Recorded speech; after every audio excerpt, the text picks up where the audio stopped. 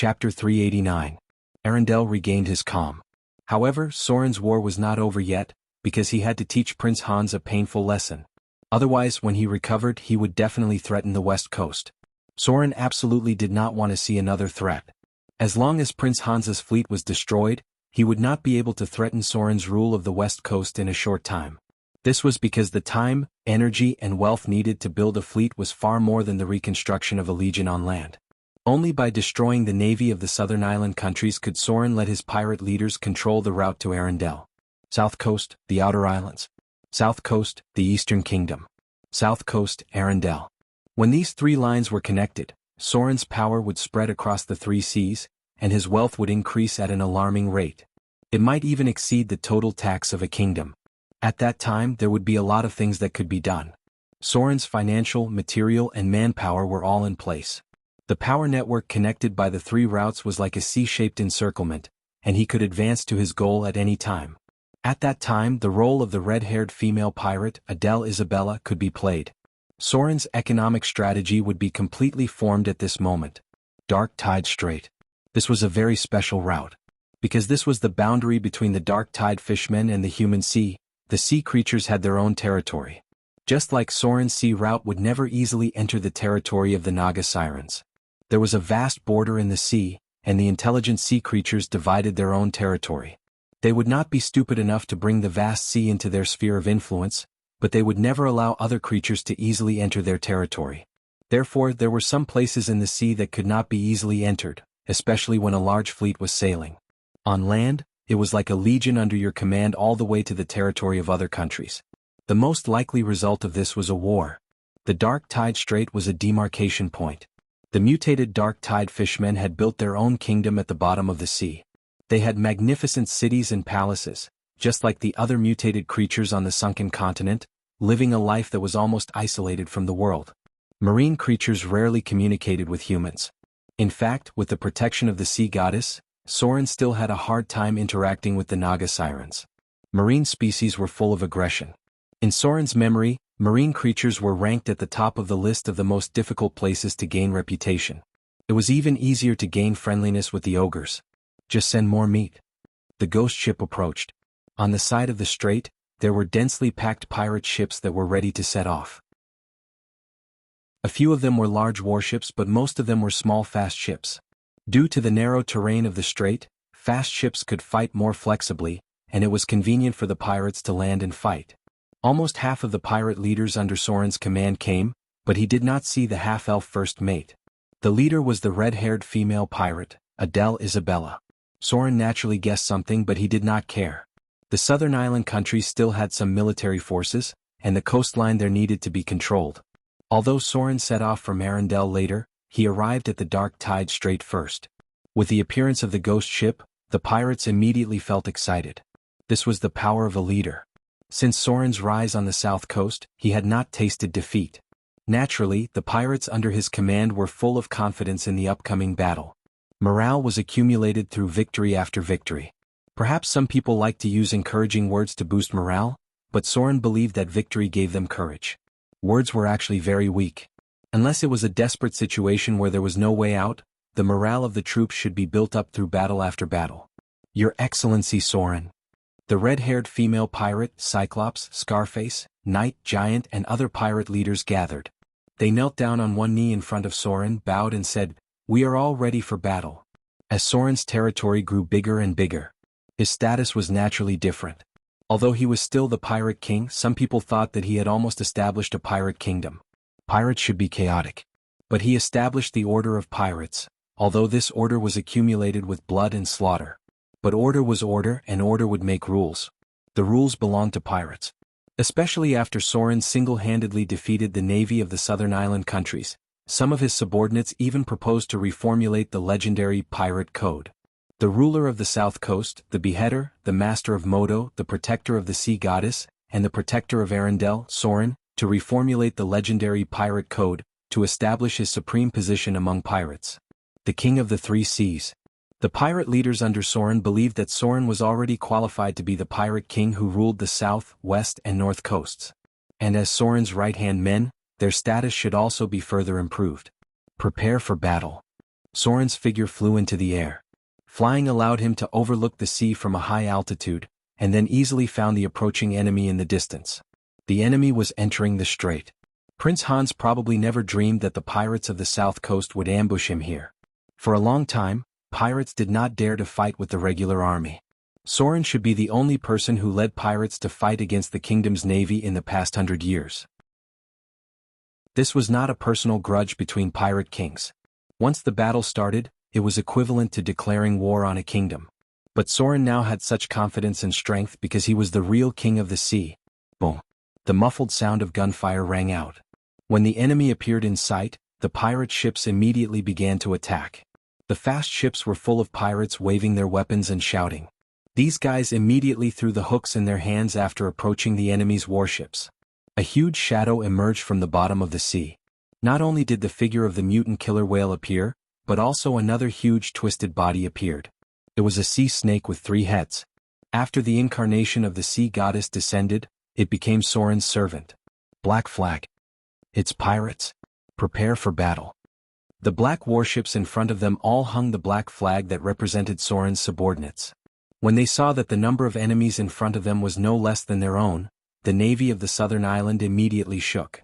The nightmare of a few days ago seemed to be still in front of them, and now they were facing a greater challenge. The entire pirate coalition on the south coast. Prince Hans stood on the deck, his whole body cold, and a trace of despair appeared on his face. This was because he saw the ghost ship appear in the distance, the ghost ship that had appeared in his nightmares. Your Royal Highness. The high-grade warlock's expression was also a little panicked. He pulled Prince Hans next to him and whispered, "Get ready to retreat. We can't be the enemy's opponent." Retreat? Prince Hans's expression was a little numb. He murmured, "How to retreat? Retreat to Arendelle?" The high-grade warlock's gaze was somewhat evasive. As a high and mighty spellcaster, he didn't want to lose his life here. He said in a voice that only Prince Hans could hear, "I have set up a teleportation array on the ship, which can directly teleport us to my tower." Teleportation array?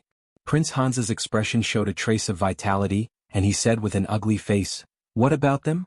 We can retreat. What about these troops?" The high-grade warlock's face was resolute. He lowered his voice and said, "Your Royal Highness, we can't care so much now. Wait for the enemy to rush over. It won't be so easy for us to retreat again." The pirate army was unstoppable. The pirate leaders under Soren's command were all high-grade professions who grew up in battle. They were all high-grade professions that grew up in battle. Perhaps none of them had advanced into the legendary realm, but many of them used to be the leaders of pirates and had rich combat experience. Not to mention there were still 2 sea monsters and Sauron's ghost ship. The pirate minions were all in high morale and roaring. The battle on Raging Sand Island had just ended. They were basically not afraid of the scene in front of them. Some of the pirate minions even thought that the terrible light would appear again. Super Arcane Crystal Pulse Cannon. Prince Hans stood stiffly in the same place. In the end, he gritted his teeth, handed over the command to the admiral next to him, and then followed the high-grade warlock into the cabin. The flank had been disrupted by the sea monsters. If they didn't leave now, they might not have a chance. On the other side, Soren was also looking for Prince Hans's warship. It was naturally the best thing to solve the enemy once and for all. However, the enemy would not be so stupid to let the warship appear at the front. It was completely giving the enemy a chance to focus fire on it. In a naval battle of this scale, even the dragon-headed warship with the strongest defensive ability was in the center. Only the ghost ship, a special warship that could dive into the sea, could allow Soren to swagger among the enemy. The battle in the Dark Tide Strait continued. However, the result of the battle was predictable. No one noticed that on the other side of the strait, some sea creatures with dark scales were also watching them. Don't worry about them. A strange creature covered with dark green scales was watching the front. It had a mouth that was close to half the size of its head and a strange green metal weapon in its hand that looked like a sea fork. Near it were many sea creatures of similar size. Their bodies were all covered in dark scales, and they stayed in the sea like an army. The Dark Tide Fishman, who looked like the leader, sneered and said slowly, "It's just an internal war among humans. As long as they don't enter our territory, don't worry about them. If they dare to enter our waters, immediately sink all their warships." These sea creatures dived back into the sea. However, some dark green figures could still be seen in the area outside the strait. P.S. There is only one update today. This naval battle is over. Next is the plot of the God line. Chapter 390. 3 days had passed since the battle in the Dark Tide Strait. After defeating the navy of the southern island country, Soren naturally took over the route from the west coast to Arendelle. However, it was a pity that some of the enemy still managed to escape, especially Prince Hans of the southern island kingdom. Soren did not see him at all since the beginning of the battle. He probably escaped with the help of magic when he saw that something was wrong. This made Soren feel sorry for a while, but he was also a little helpless because Prince Hans must have high-grade spellcasters around him. After the spellcasters entered the higher grade, the difficulty of killing them increased sharply. In these 3 days, Soren redivided the pirate leaders under his command. The half-elf first mate was still in charge of the eastern route, but the overseas route was handed over to the steady knight and butler. These 2 pirate leaders were descendants of nobles. The battles between the nobles and the mainland were also very fierce. They belonged to the losers of the noble family, which was almost equivalent to being exiled. If such a noble family fell, it was very likely that they would lead the knights in the family to become pirates. The 2 of them were the newly risen pirate leaders. Compared to others, these 2 pirate leaders received more education. The political skills of the nobles were more conducive to dealing with Port Tylon and shipwrecks overseas. The West Coast route was in charge of the one-eyed man. His ruthlessness could shock others.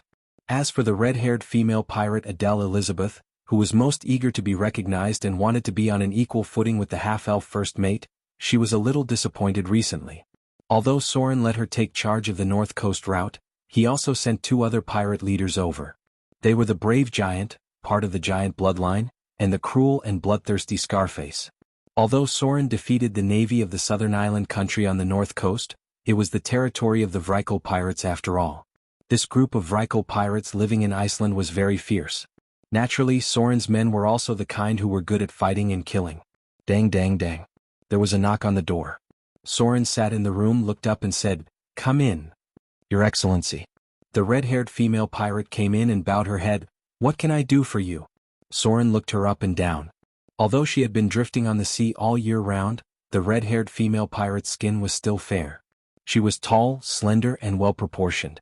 No matter from which angle, she was a first-class beauty. More importantly, because of the education she had received since she was a child, she had the aura of a noble woman. This was very important to Soren because the red-haired female pirate was a very important chess piece in his next plan. "There's a shirt over there." Soren took a few glances and pointed to the side. "Change your clothes and let me see." A faint blush appeared on the red-haired pirate's face when she heard this, but she still obediently prepared to change her clothes. He had prepared a lace-patterned noble lady's dress for her. The delicate sleeves were very beautiful, and there was also a pair of white silk gloves at the side. The red-haired female pirate rarely wore such clothes, so after hesitating for a moment, she clumsily changed into them in front of Soren. No matter what he wanted, she had no right to refuse. Moreover, she might not be willing to refuse. But unfortunately, Soren had no other ideas. When the red-haired female pirate changed her clothes, he lowered his head again and picked up the quill pen to write a letter. When the red-haired female pirate in front of him changed her clothes and came over, he looked up and glanced at her with a smile on his face. He nodded and said, "Not bad. Very beautiful." After changing her clothes, Adele Isabella looked like a beautiful noble lady. Her originally fierce aura was softened by the way she was dressed.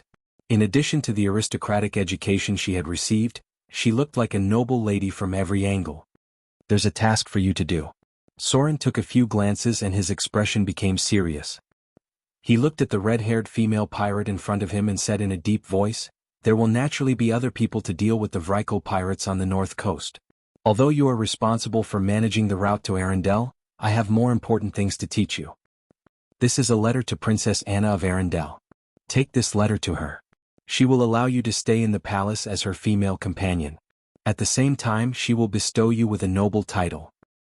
When you get there, your first task is to learn the court etiquette and fully master the aristocratic set. Then I need you to find a way to contact the nobles on the south coast as a descendant of Elizabeth. It's best if it's your mother's nobility. Your new identity will be recognized by Princess Anna, the successor of Arendelle. In this way, it's basically impossible for others to doubt you. Your task is to make friends with them and find a way to gain the support and trust of these nobles." A foreign monk was good at chanting scriptures. Soren's original plan was to support the red-haired female pirate Adele Isabella himself, and then find a way to open up a situation with the nobles on the south coast. But now that he had the backing of Arundel, he had a simpler way to get Adele Isabella a new identity. A descendant of Isabella who had been stranded overseas. With the recognition and support of Princess Anna, the successor of Arundel, her new identity was basically set in stone. This was enough for Adele Isabella to easily dispel the doubts of other nobles. Because nobles were such a group of people, anything related to the royal family was easily pursued by them. In Soren's plan, the red-haired female pirate would become a good friend of Princess Anna and accompany her as a female companion in the palace several times. As long as the identity of a noble descendant was recognized, then what Soren had to do next would be much easier. Clap clap. Soren gently clapped his hands, and then 2 or 3 beautiful maids and a middle-aged man who was obviously dressed as a noble butler appeared. He glanced at Adele Isabella and slowly said, "They will be the servants of your new identity. Tomorrow you will take a merchant ship from Shipwreck Bay to Arundel. When you get there, there will naturally be someone to meet you and arrange your next things. Your task is to go around Arundel and return to the south coast with a new identity. I will transfer an additional 100,000 Kindler's funds for you to arrange. The specific task is here.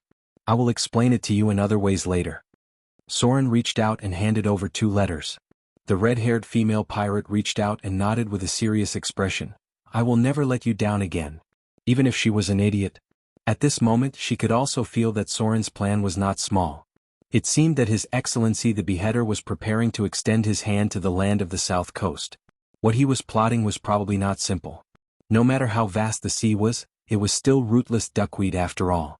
Although the foundation was established in the outer islands and the city of Mordor was gradually growing, it was still too far away from human civilization.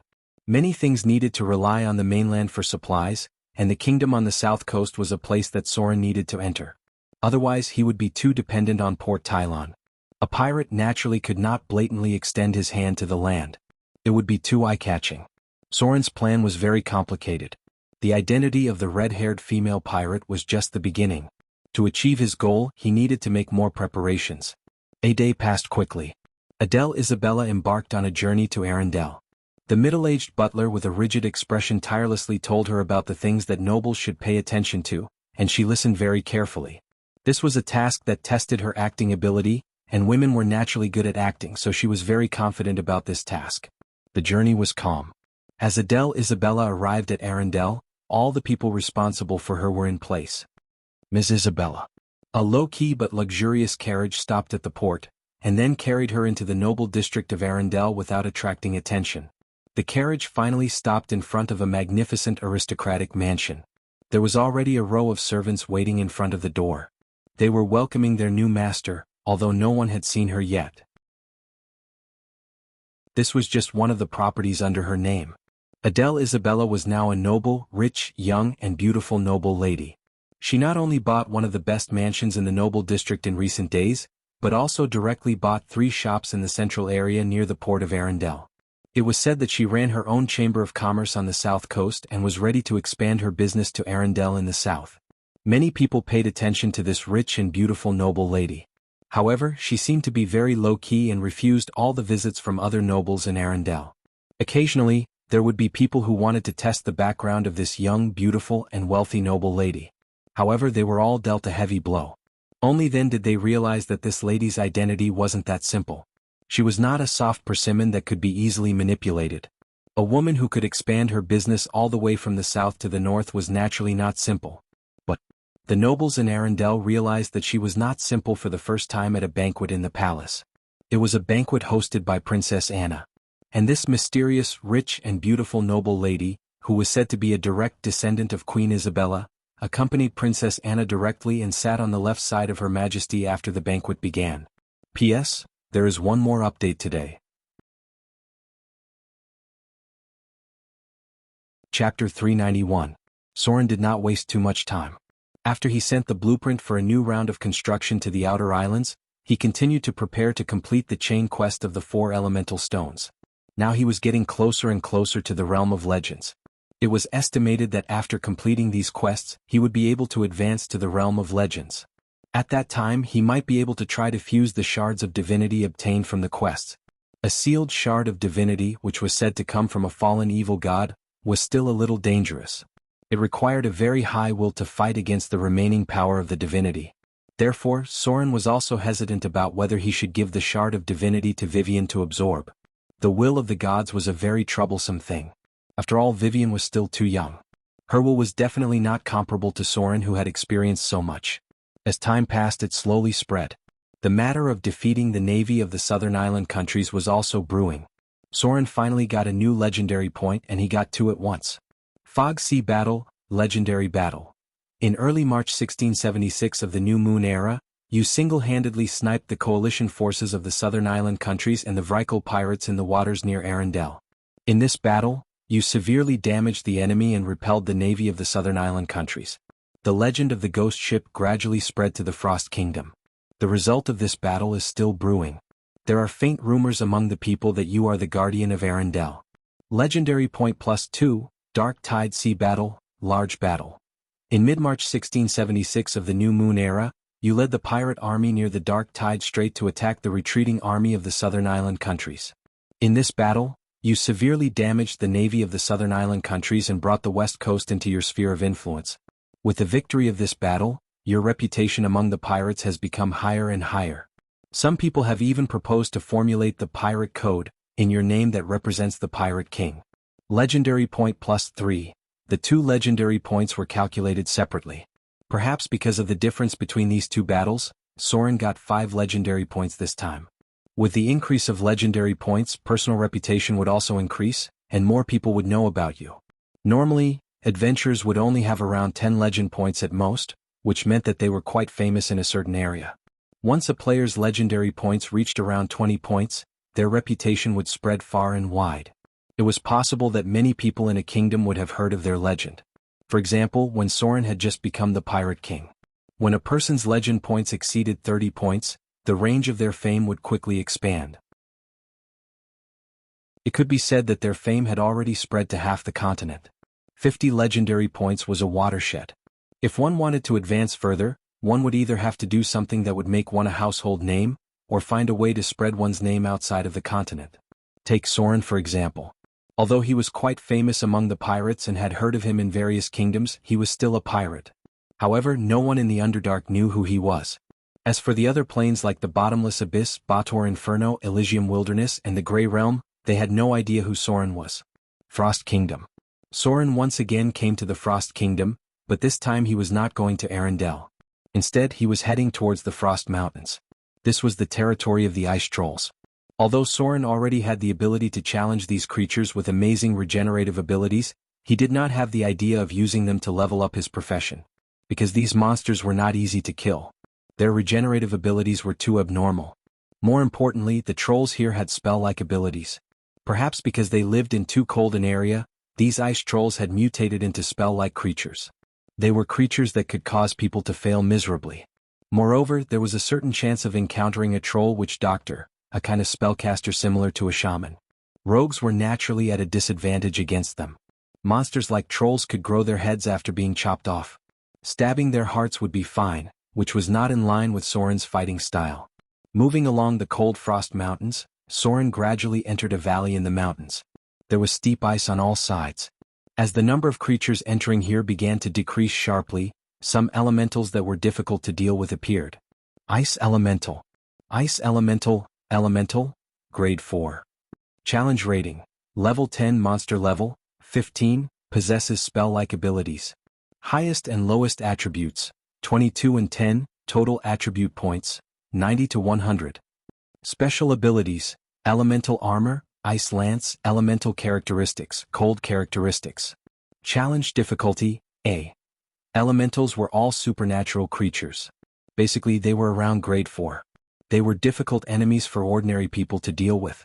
Even the pirate leaders under Soren's command found it difficult to deal with them. Ice elementals were ice bodies up to 2 meters tall. Like earth elementals, they only had a vague human shape. Their bodies were close to light blue, and they were completely composed of very hard ice. There were basically no fatal points on their bodies. Any injuries could be gradually healed. They only needed to refreeze the water into ice. Therefore, dealing with them must be done in one go.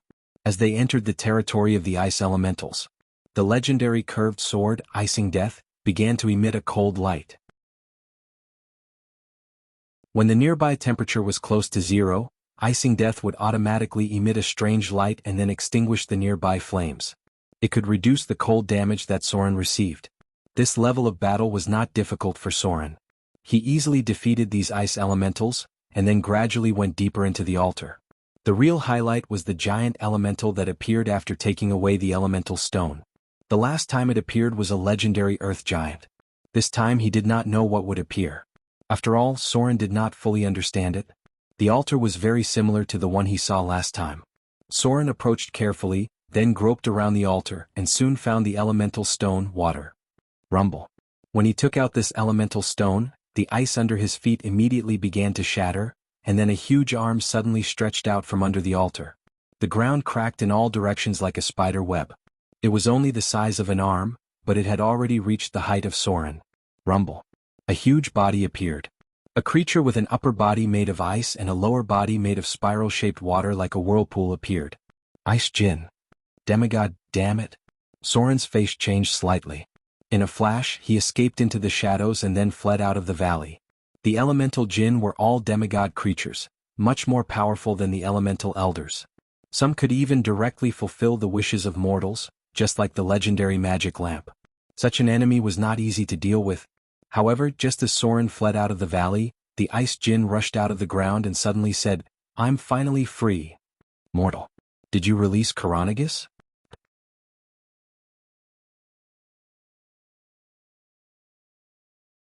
Chapter 392. Demigod Jin. Elemental form of special life. Basically, as long as the four major elements were related to the title of Jin, they were all creatures with divinity. However, the most active of the four elements were the fire and wind elements. In most cases, adventurers still encountered the Jin the most. They were also the most interesting Jin because the Jin liked to ask questions to others, or give a question to test others. As long as one could answer the Jin's question correctly, then it was possible to get its help or even reward.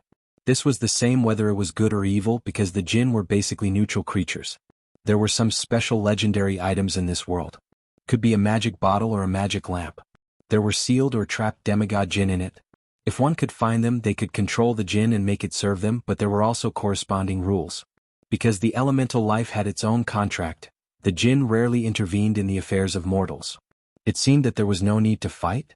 Soren stopped and turned to look at the ice Jin in the distance, but he did not approach because Soren was very careful. Yes. He nodded slightly and said, "Your Excellency Coronagus. I released you." Demigod Jin were very powerful. Unfortunately, they also had a fatal weakness, that was, they could be imprisoned by some special means. Therefore, many legendary spellcasters had tried to imprison the Jin. The ice Jin in front of him seemed to be one of them. Soren carefully observed his opponent. Among the enemies of the demigod level, the most difficult to deal with was the demigod lich. Although the challenge of the Jin was much lower than that of the demigod lich, it was also a legendary creature with a monster level of 24 or above. You can only become a demigod when you become a legend. Very good. Coronagus turned his huge body, frowned and looked here and said in a deep voice, "I don't like the material plane. Mortals. I will soon return to the elemental world, so are you ready to accept my test?" Test? Soren was startled when he heard the words and then said, "What test?" Coronagus looked at Soren in front of him and said in a low voice, "Even if you release me, I can't let you take away the elemental stones at will, and I can't give you a reward in violation of the contract. Any seal will be broken one day. The person who removes the seal must pass the test to take it away. Of course, you can also try to escape. However, according to the contract, you will have to defeat me." Speaking of this, the ice genie raised its hand and pointed to the front. The ice and snow in the distance cracked and then turned into a big avalanche in an instant, blocking the way out of the valley. Soren's eyes turned cold when he saw this scene. If he had tried to run away, he would have been buried by the snow. Although it wouldn't threaten his life, his escape plan would have failed. All right. Demigod Titanic Karanagos frowned as he looked at the sun and said, "Mortal. I don't have much time to waste, so prepare to accept my test now. I will ask you some questions. Please choose your answer carefully because it will determine what you will face next." It stared at Soren and said in a low voice, "Then, mortals, if you are trapped in a dungeon now, there is a button in front of you. If you press it, you will be saved and an innocent person will die. What will you choose? Soren frowned when he heard this. He glanced at the ice genie in front of him and said, I will press it. Very good. Karanagos nodded, not knowing if he was satisfied or dissatisfied. He then asked, because you pressed the button, an innocent person died. However, although you escaped from the dungeon, you encountered a powerful demon. You can't defeat this demon at all, but you found your former companions in other dungeons. If you gather everyone's strength, you may defeat this powerful demon, but it is more likely that all of you will die here. However, you can also bewitch others to help you delay this demon, and then as a rogue you can easily escape. What will you choose? Soren frowned even more when he heard this. He didn't know when he put his hand on the hilt of icing death, and then said in a deep voice, I will choose to fight. The ice genie's smile suddenly became a little playful. It raised its hand and waved gently, and a dice with 20 faces appeared. The numbers on it ranged from 1 to 20. Karanagos looked at Soren and said in a deep voice, Do you know the war chess game during the Arcane Empire? If you want to defeat an invincible enemy you must have absolute luck. The dice made of ice spun rapidly. Then it fell to the ground with a click. The numbers on it rolled and the final number was 20. It seems that the goddess of luck is on your side. Karanagos' expression was a little indifferent, and he continued to say in a low voice, Congratulations. You have killed this powerful demon. You and your companions have been saved, and as a reward for defeating the demon, you have gained a lot of wealth. The ice genie raised its hand and waved gently. A dimensional pocket appeared in front of it, and then pieces of blue gems fell from it. There were exactly 20 pieces and all of them were placed in front of Soren. The demigod genie glanced at the surprised Soren, and said with a playful expression, Mortal! This is an ice crystal from the elemental plane, a very rare and expensive gem. It is also the reward you deserve. However, at this point Karanagos paused and continued in a low voice, It's not over yet. As you defeated this powerful demon, you found that this dungeon was a very complicated maze. You saw something next to the demon's body. It came from the most important person in your heart. The person you care about most seems to be trapped in the dungeon. Soren's face changed slightly, but the expression of the demigod genie was still very playful.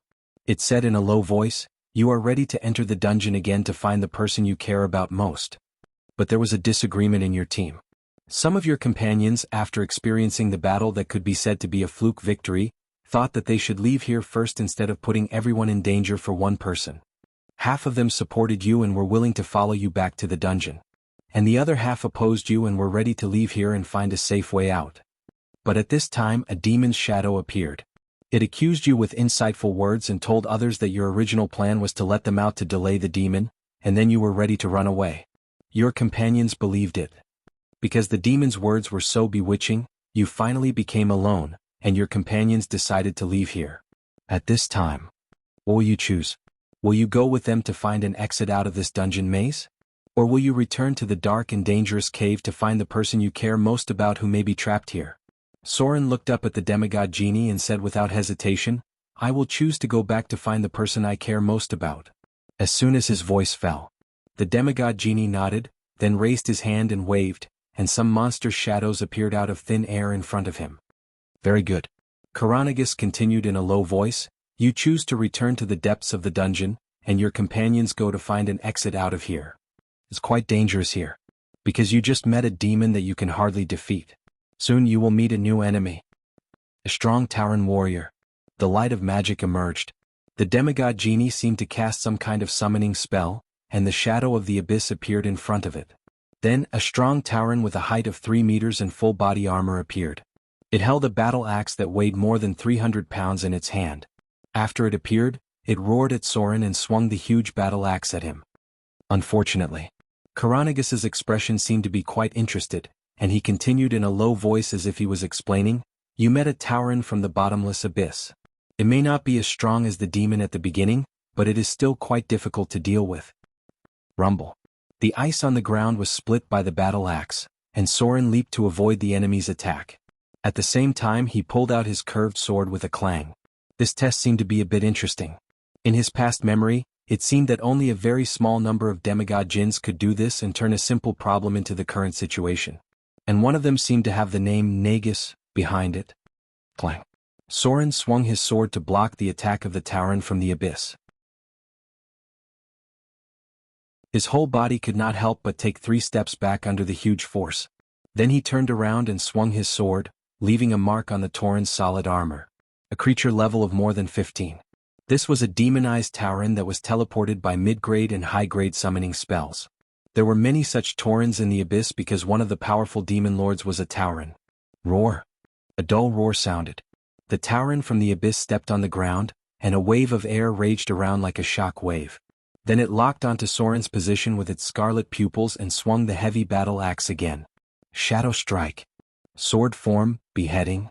A cold light appeared in Soren's eyes, and his figure suddenly swooped up. In an instant, he passed like a shadow, and then his curved sword icing death slashed across the throat of the Tauren from the abyss. Plop. A headless body fell to the ground, and Soren stood on the ground and put his sword back into its sheath.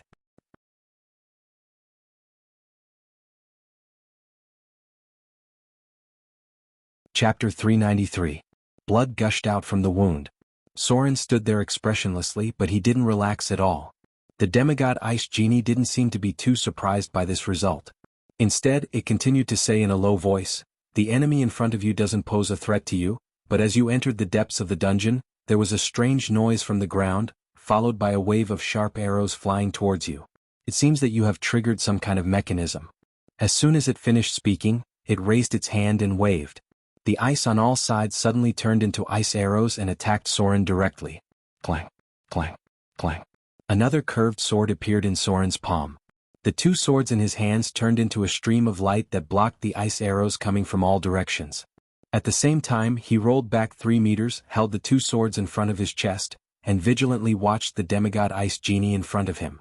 The spell attack that the opponent had just launched was completely without warning. The enemy at the level of a demigod was really different from all the enemies he had encountered in the past. The realm of the gods had its own rules. The ice arrows just now were completely improvised spells. You dodged the trap with some skill. Coronagus looked up at the sky and his expression seemed to change slightly. Then it continued to say in a low voice, "You found the person you were looking for in a dungeon room." But at this time, there was a loud rumbling sound in the dungeon. When you opened the door, you seem to have triggered some kind of mechanism. Now the whole dungeon is about to collapse. Hot magma is gushing out from the ground, and the scorching atmosphere is enveloping the dungeon. This place may be engulfed by the gushing magma at any time. The ground around them shook. The frozen ice gradually shattered, and the whole valley seemed to tremble as if something terrible was about to happen. A divine light appeared in the eyes of the demigod Ice Genie. It stared at Soren in front of it, and its smile suddenly became strange. It said in a low voice, "At this time, the devil that first appeared suddenly appeared and stood in front of you." The figure of Coronagus seemed to be distorted. As if it was not a body made of matter, it smiled strangely and said, "I can open a portal to let you leave here. However, this portal will only allow 1 person to leave. The other person will be buried. Who will you choose to let leave?" Rumble. The mountains on all sides of the valley began to collapse. Ice and snow rushed down like a flood, and the rock structure of the mountain gradually cracked. It was like an earthquake spell, and the cliffs around the valley began to fall down. It wouldn't take long for the entire valley to be buried by the falling rocks. The light of a teleportation gate appeared. A blue portal appeared in front of Soren, and the demigod Ice Genie was staring at him with a strange smile. It was as if he was waiting for Soren's answer. Soren furrowed his brows as he lightly dodged a boulder that fell from the sky. The boulder created a crater in the ground, and with such force, even he would be severely injured. He wanted to leave here, but he felt that the demigod Ice Genie had locked onto his body. It was waiting for his answer, and its smile was as ferocious as the devil's. "I'll stay." Soren slowly pulled out his curved sword and his muscles tightened. He was ready to fight at any time and said in a deep voice, "I will choose to let myself stay." Rumble. The ground gradually cracked and the nearby mountains collapsed. A boulder with a diameter of more than 10 meters fell from the sky. The demigod Ice Genie stared at Soren and then smiled playfully, "Very good. You have passed my test. Mortal. Goodbye. I hope we can meet again one day." The figure of Coronagus gradually disappeared. However, the drastic changes around did not stop. Boulders fell one after another, and the collapsed mountains were about to bury this place. Soren took a deep breath. Then he quickly cast a spell. With the help of the fly spell he rose into the air. When his figure flew in the air, the valley in front of him had been buried by ice, snow, and rocks. The whole valley had become a ruin, and almost half of the nearby mountains had collapsed. If he didn't have the fly spell, he wouldn't have been able to escape at all. In the end, he would inevitably be buried under the rocks and ice. The original elemental altar had completely disappeared. The elemental energy here seemed to have changed. The breath of the ice element had completely disappeared here. The figure of the demigod ice genie was nowhere to be seen. He didn't know if it had returned to the elemental plane or went to other worlds. Soren's figure stayed in the air for a moment, and then flew to the east. The mountain collapsed and buried everything behind him. It was estimated that the ice element would never appear here again. Intuition told him that there might be a magic circle under this valley, but it should have been completely destroyed now. He didn't care where the demigod ice genie would go after the seal was lifted, because with the arrival of the Avatar crisis, creatures of this level would become more and more common.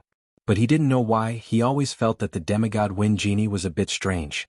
It seemed to be different from the elemental spirits in his memory. Maybe this was the reason why it was sealed. Soren didn't stay here. He went directly in the direction of the eastern desert. There wasn't much time left for him because according to the progress in his memory, if there were no particularly big changes, there would soon be important news coming out of the Underdark. When he heard the news, he was near the misty forest. The time should be around April. The gods had appeared. Among the first batch of gods that fell to the mortal world, one of them appeared in the Underdark and eventually died there.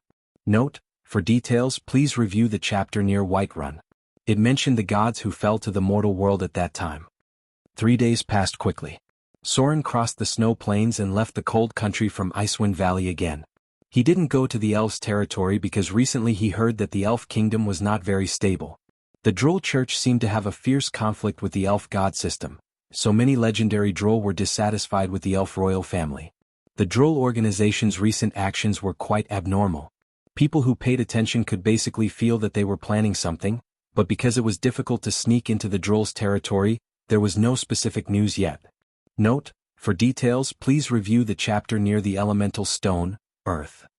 Soren would naturally pay attention to this news. Night fell. Soren came to a place called Blackwater Town near the misty forest. There were rich coal resources here, and it was an open-pit coal mine, so it was much more prosperous than other towns. He had been here before, but at that time, it was already in ruins. Due to excessive mining and cutting of trees, the humans near Blackwater Town had offended a group of powerful natural beings. But now Blackwater Town was still very prosperous, with many caravans and a population of more than 10,000 households. There were some supernatural beings in the misty forest. Some of them were existences that even Soren didn't dare to provoke, so he was just passing by. The hotel was very lively. But this was the hinterland of the continent, so there was basically no news from the south coast, and no major events happened in the Frost Kingdom. People were still talking about Whiterun. It was said that the mayor of Whiterun had pulled out the legendary dragon-slaying sword and was preparing to gather the army and powerful adventurers to kill the entrenched red dragon.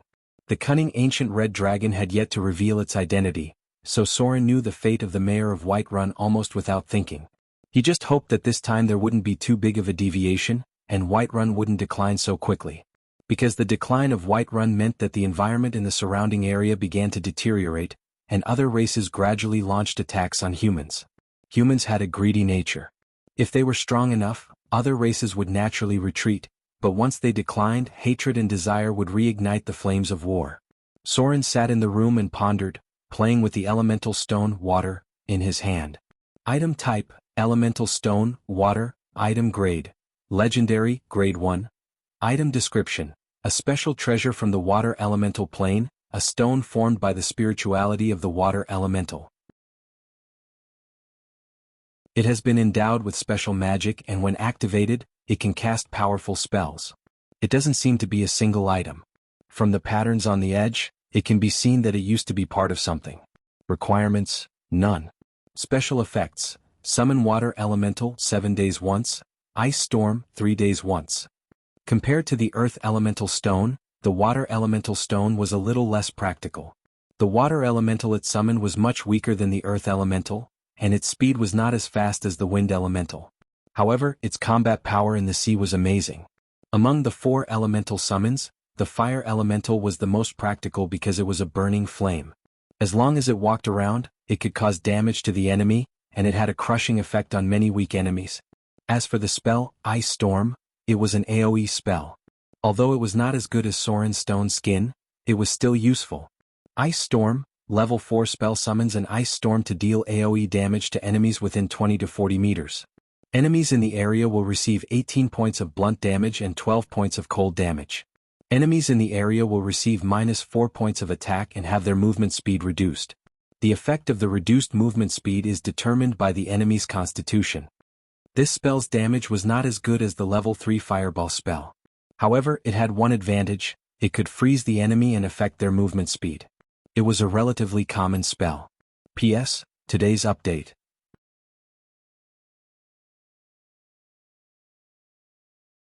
Chapter 394. After passing through the edge of the Misty Forest, the land gradually became barren. The Misty Forest was a special place. There was a certain dead magic area here. Simply put, it was a place where the elemental energy was chaotic and there were loopholes in the magic net. Spellcasters would be affected here and might fail to cast spells or even cause confusion. Most of these places were very dangerous because of the strong energy radiation and the appearance of powerful mutant creatures. The depths of the Misty Forest was the place where the gods fell. A powerful god once fell here, and there were very few people who could enter so far. It was difficult for even the incarnation of the gods. Only a small number of legendary droll could connect there with dreams. There were some fragmentary rumors back then. It was rumored that the depths of the Misty Forest were connected to a divine kingdom, a huge half-bit wall directly embedded in the material plane. Unfortunately, no one had been able to confirm this. The wind and sand gradually became more violent. After entering the Gobi Desert, everything in front of him gradually became desolate. This Gobi Desert was the territory of the gnolls, and there were many gnolls active here. Many of the half-baked wild monsters in the hinterland of the continent had advanced into professions due to the harsh living environment. And there was the belief of the Lord of the Abyss, King of the Gnolls, Jianghu, the demon lord of the 422nd floor of the Abyss, one of the most powerful gnolls. Perhaps it was not a powerful Lord of the Abyss, but no one could underestimate it. This was because its archenemies were the Succubus Queen and the Tauren King. To be able to fight against these two archenemies for thousands of years without falling, it was either very lucky or it really had some tricks up its sleeve. The King of the Gnolls was not a very complicated Lord of the Abyss, because Soren had been to its territory before. Its lifelong goal was to make the gnolls prosperous. For this reason, it hunted as many weak creatures as possible or plotted against some enemies. Unfortunately, the gnolls were born to rely on hunting for food, which was destined to make their numbers difficult to prosper. A gust of wind blew. The Gnoll scouts' excellent tracking ability allowed them to find Soren walking alone in the Gobi Desert. They carefully lurked behind and communicated with him in a special way. They were smart enough to understand that people traveling alone were not so easy to deal with, but their desire for flesh and blood still made them feel restless. Swoosh! A sharp arrow flew out. To avoid trouble, Soren took out his elven war bow and shot an arrow at a Gnoll scout's shoulder. Due to the direction of the wind, the arrow deviated and should have hit the Gnoll scout's head. An appropriate display of strength could reduce trouble. Whoa! A series of screams rang out. The Jack Allen scouts finally realized that the target in front of them was not something they could deal with. These creatures quickly retreated into the desert. The further they went into the Gobi Desert, the fewer traces of plants there were. In the end, Soren began to see a desert in front of him. It was a desolate scene with yellow sand filling the sky. There was almost no greenery in sight. This was a disaster brought by the Arcane Empire. Many of the once glorious cities were now buried under the yellow sand. Part of the reason was humans. In the past, the land had been severely deforested, so much so that there were no traces of plants left. The rivers dried up and the land became desertified. Humans had migrated from this place after excessive destruction, leaving only other creatures to occupy this place. Beyond this desert was the Eastern Kingdom. This was the largest desert in the material plane.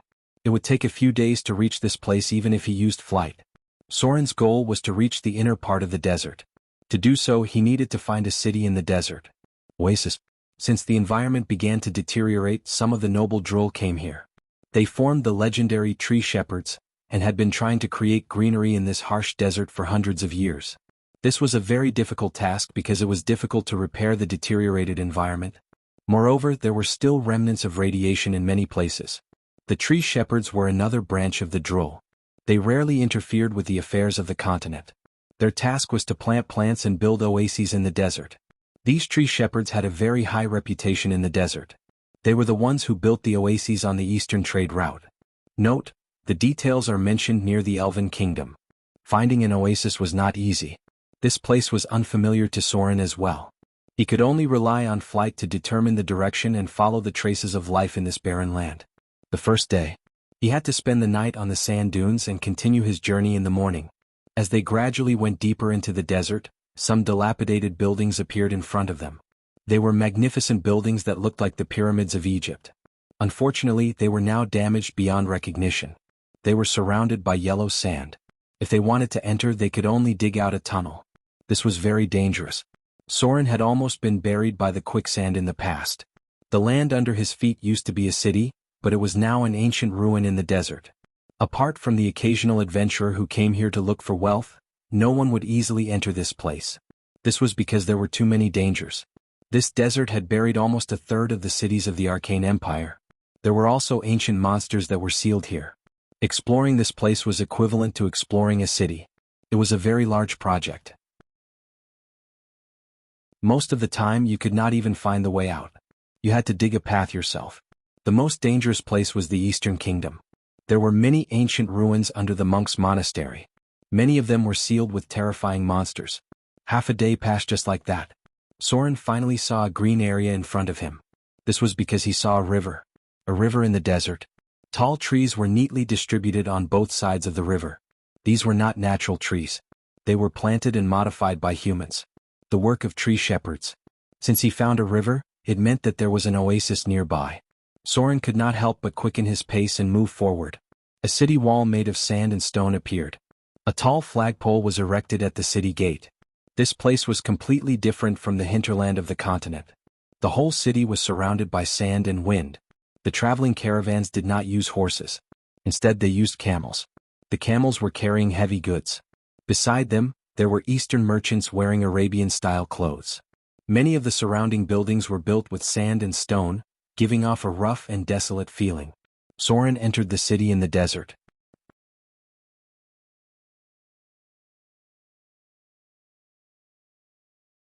Chapter 395. There were a lot of pedestrians in the town. The city in the desert was called Hadar, which meant, the Watcher of the Desert. It was an ancient language from the east, and many wizards probably didn't understand it. Soren felt like he was back in the Middle Ages in the western region.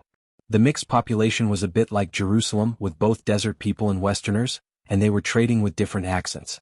Merchants from the east were reluctant to enter the western continent, so most of their goods were sold in the cities on the edge of the desert. After coming here, Soren realized that he had forgotten a very important thing. That was to learn the language proficiency spell. Damn that dialect. Although there were many people who knew the common language, the main language was still the eastern one, and there were also some dialects from the desert. He didn't have a translation system, so he could only understand a little bit of what was said. It was troublesome for him to communicate normally. Fortunately, he was just passing by, so he could only talk to merchants who knew the common language. The buildings in the city were domed, and the most eye-catching one was the desert temple. It was the church of the god of death. The clergy of death had always been an important field for the gods to fight for, so almost every pantheon had a god who was involved in the field of death. The desert temple in front of him was the church of the eastern goddess of wealth and death, Nefertis. Soren saw a golden bowl at the top of the temple, with the emblem of the ring of life floating above it. It was a goddess of the chaotic good alignment, and the clergy of the guardian of the dead extended from the field of death. It was the kind of clergy that protected the dead from being disturbed. Therefore, the followers of this goddess were not difficult to deal with. The eastern gods were outsiders during the ancient empire, and no one knew where they came from. However, the ancient empire had once kidnapped a large number of people from other worlds, and that was how the eastern desert gods were born. For a long time, the eastern desert gods rarely interfered with the struggles of other gods. Even during the chaotic era of the Arcane Empire, they were just bystanders. The belief of these gods was limited to the desert, and the eastern kingdoms were blind spots. Because of the influence of the monks, the eastern kingdoms were more inclined to believe in the Tao of nature, rather than a specific god. This Tao was a bit like the so-called heavenly Tao. However, it was not the same as the heavenly Tao that people knew of. Instead, it was a Tao that leaned more towards the spiritual. Martial monks pursued personal sublimation. If one had to use a word to describe it, Soren thought that it should be the so-called unity of man and nature. In any case, he still could not tell the difference between the spiritual transcendence pursued by the nature droll and the warrior monks. From his point of view, the will of the heavens and nature were basically the same thing. Soren wasn't the kind of person who was too rigid in the spiritual world. There was a passage that went like this. It was a book written by a droll wanderer who traveled to the Eastern Kingdom. This droll wanderer eventually became a powerful legendary champion. In addition to daily training, the monks' cultivation is mainly spiritual. They had a direct and mysterious connection with the spiritual world and could feel the mysteries of nature through meditation. Therefore, they did not need priests or gods. In the process of traveling to the east, I saw many powerful monks. They did not know any magic at all, but they could master many magical abilities through cultivation. This ability did not come from the gods, nor was it any arcane magic that I knew of. It was more like a gift from nature to the cultivators. I think this is another kind of Tao of nature. Therefore, I decided to join them and use my cultivation as a monk to explore the mysteries of nature. Soren temporarily found a hotel to stay in and then prepared to inquire about some information. It was quite difficult to find a place in the vast desert. Even Soren himself only knew the general direction. If no one had explored the place as a pioneer, he might have to dig a hole. Because his next target, the anti-detection cloak, was in the underground ruins, and it was buried in the depths of the desert. Exploring this kind of underground ruins was not like finding a random dungeon to explore. It was more like excavating an archaeological discovery. The specific operation could be compared to the European plunderers who excavated the Egyptian pyramids. The first batch of underground ruins were almost all excavated by the adventurers. The geographical environment of the desert did not allow for an entrance for thousands of years. Soren wandered in this desert city. Here he could see adventurers from the east. Every year, there would be monks embarking on the journey of cultivation, visiting the droll church on the other side of the continent, and learning from other professions. These were their daily practice. The number of monks increased as he approached the east, but most of them still kept their hair. Only those who were prepared to strictly abide by the commandments of the monks, or those who had made the poverty oath, would shave their hair. Violence. If it's not for justice, then it's meaningless. Soren first walked around the place, but when he was about to return to the hotel to rest, there was a sudden commotion in front of him. Then a loud and hoarse voice came from the front, and he could not help but stop. There were many people gathered in front of him. It seemed that it was human nature to like to watch a commotion. There were many people in front of him. Even the nearby guards were attracted, but they did not mean to stop it. The expressions on their faces seemed to be a little overwhelmed. Soren also walked over quietly. Then, in front of him appeared a paladin with a face full of vicissitudes. From his face, he looked vaguely young, but the wind and frost on his body were too strong, making him look at least 10 years older. The paladin was wearing a shabby silver armor and a fish-scale gauntlet on his wrist. In front of him was a man dressed as a desert warrior. The man's scimitar was held in his hand. He couldn't stab it in and couldn't pull it out at all. The paladin's face made Soren a little stunned. Then he seemed to remember something and his expression changed slightly. Judgment of justice. Facing the desert warrior in front of him, a white light appeared in the palm of the paladin's hand. He suddenly let go of his palm, pulled out the two-handed sword at his waist, and pointed it at the enemy in front of him. A blood-red light appeared. The man standing in front of the paladin appeared with an evil aura. This blood-red aura startled the others. Anyone with a little knowledge could not help but step back because the desert warrior in front of them was a person with bloody hands. It's a desert bandit. He's one of the skeleton desert bandits. A merchant next to him seemed to remember something, and then said in an angry and scared voice, "They rob the passing merchants and never leave anyone alive." The paladin did not care about the others around him. He looked at the man in front of him and said in a low voice, "A week ago, you attacked a caravan from Oasis City and killed 27 innocent people. You should pay for the crimes you have committed." The paladin held the heavy greatsword in both hands and slashed out. The desert warrior in front of him waved his sword rather awkwardly, but his whole body flew out directly. Bang! His body hit the wall behind him, and he could not help but spit out a trace of blood. Justice. Either by force or by the law. The paladin waved his greatsword again and said in a low voice, But the law here seems to be protecting you, so I can only rely on force to uphold justice. A faint aura appeared on the great sword he held in both hands. When the paladin waved his sword again, "Kacha!" a crisp breaking sound was heard. The desert bandit in front of him was directly cut off and died instantly under his sword. Evil slash. The paladin glanced at the others and paused for a moment when he passed by Soren, but he quickly looked away. He did not recognize Soren.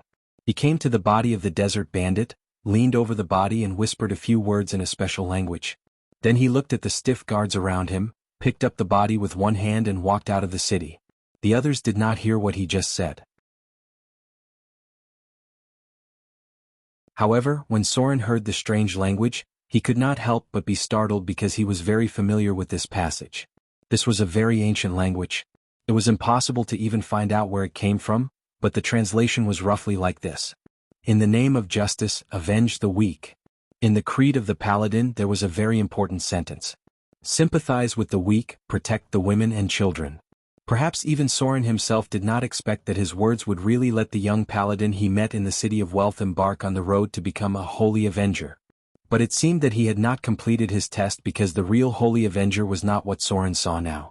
But from him, Soren had seen that he had completed a lot of training because the holy avenger also had the test of asceticism. The real holy avenger was close to the legendary level. Although the sword he waved just now was very strong, there was still a big gap between it and the avenger in Soren's memory. And his weapon was not an imitation of the holy avenger, but an ordinary two-handed greatsword. This meant that he had not obtained the real qualification yet. The paladin left alone. No one dared to stop him. The city guards just looked at the paladin carrying the desert bandit's body with one hand and then watched him go away. Any city had dark corners. The goods looted by the desert bandits eventually needed a place to sell. Soren watched the paladin leave, and his eyes seemed to move slightly, then he quietly followed him.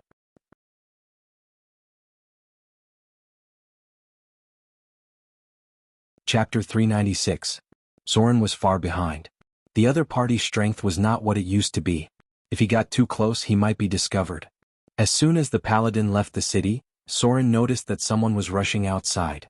He had openly killed a skeleton desert bandit in the city, and it seemed to be a leader. It was almost impossible for him to leave the city without being retaliated against. Desert bandits ranked first among the mountain bandits everywhere, and their fierceness was not far from that of pirates. Pirates' desire for revenge was very strong. Since this city sheltered the desert bandits and sold their stolen goods here, it was absolutely impossible for there to be only one member here. The paladin left alone. The possibility of being caught by them outside the city could be said to be more than 80%. That was why Soren quietly followed. He didn't like to help others, but he also didn't want the paladin to die here, so he decided to follow behind and see. If the paladin was not a match for the desert bandits, then he would intervene in this matter. However, seeing the paladin leave so calmly, it seemed that he also had some confidence. The wind and sand became a little stronger. The paladin's speed was not fast, which made Soren wonder if he was deliberately slowing down to wait for the desert bandits to catch up with him. Sure enough, about an hour later, a sound of horse hooves came from afar, and then dozens of masked desert bandits gradually approached from the side of the sand dune and divided into two groups to surround the paladin and block his retreat. Kill? The cold-blooded and fierce desert bandits did not have the slightest superfluous words. There was basically no possibility of them sitting down and talking with the kind paladin. Because under the command of a desert bandit who seemed to be the leader, the other desert bandits shouted and rushed forward. Some of them sped up and rushed down with swords, while others took out their bows and aimed at the target. The number of desert bandits was nearly 40, and it looked like a bandit group. With so many people, even a legend would feel a little tricky. Looks like he's in trouble. Soren narrowed his eyes slightly but did not move at all. He had to make sure that the paladin was not courting death. If he did not even anticipate the situation in front of him, then he was completely courting death. Such a person was not worth saving at all. Because in the end he would still die. Charge. With a clang, the young paladin threw away the corpse of the desert bandit he was carrying, and then rushed forward with his greatsword in both hands, roaring, "You are guilty! Get rid of all evil!" A holy radiance that seemed to have materialized appeared. The sacred warrior's body seemed to be shrouded in some kind of energy. He waved his giant sword and rushed forward. In an instant he swung his sword horizontally. Accompanied by the whine of a horse, he directly cut down a desert bandit and his horse. "Justice be with me." Ter's hand. The paladin pressed his palms down on the two-handed greatsword, and the seemingly ordinary two-handed greatsword actually separated from the middle, turning into two one-handed greatswords. He held the sword hilt and soared into the air. In an instant, another two desert bandits were beheaded on the spot. Dance of Death. The whirlwind created by the single-handed greatsword was even more frightening than Soren's spinning strike. It could be said that all the enemies that were caught in the whirlwind were split in half. Blood, corpses, broken limbs.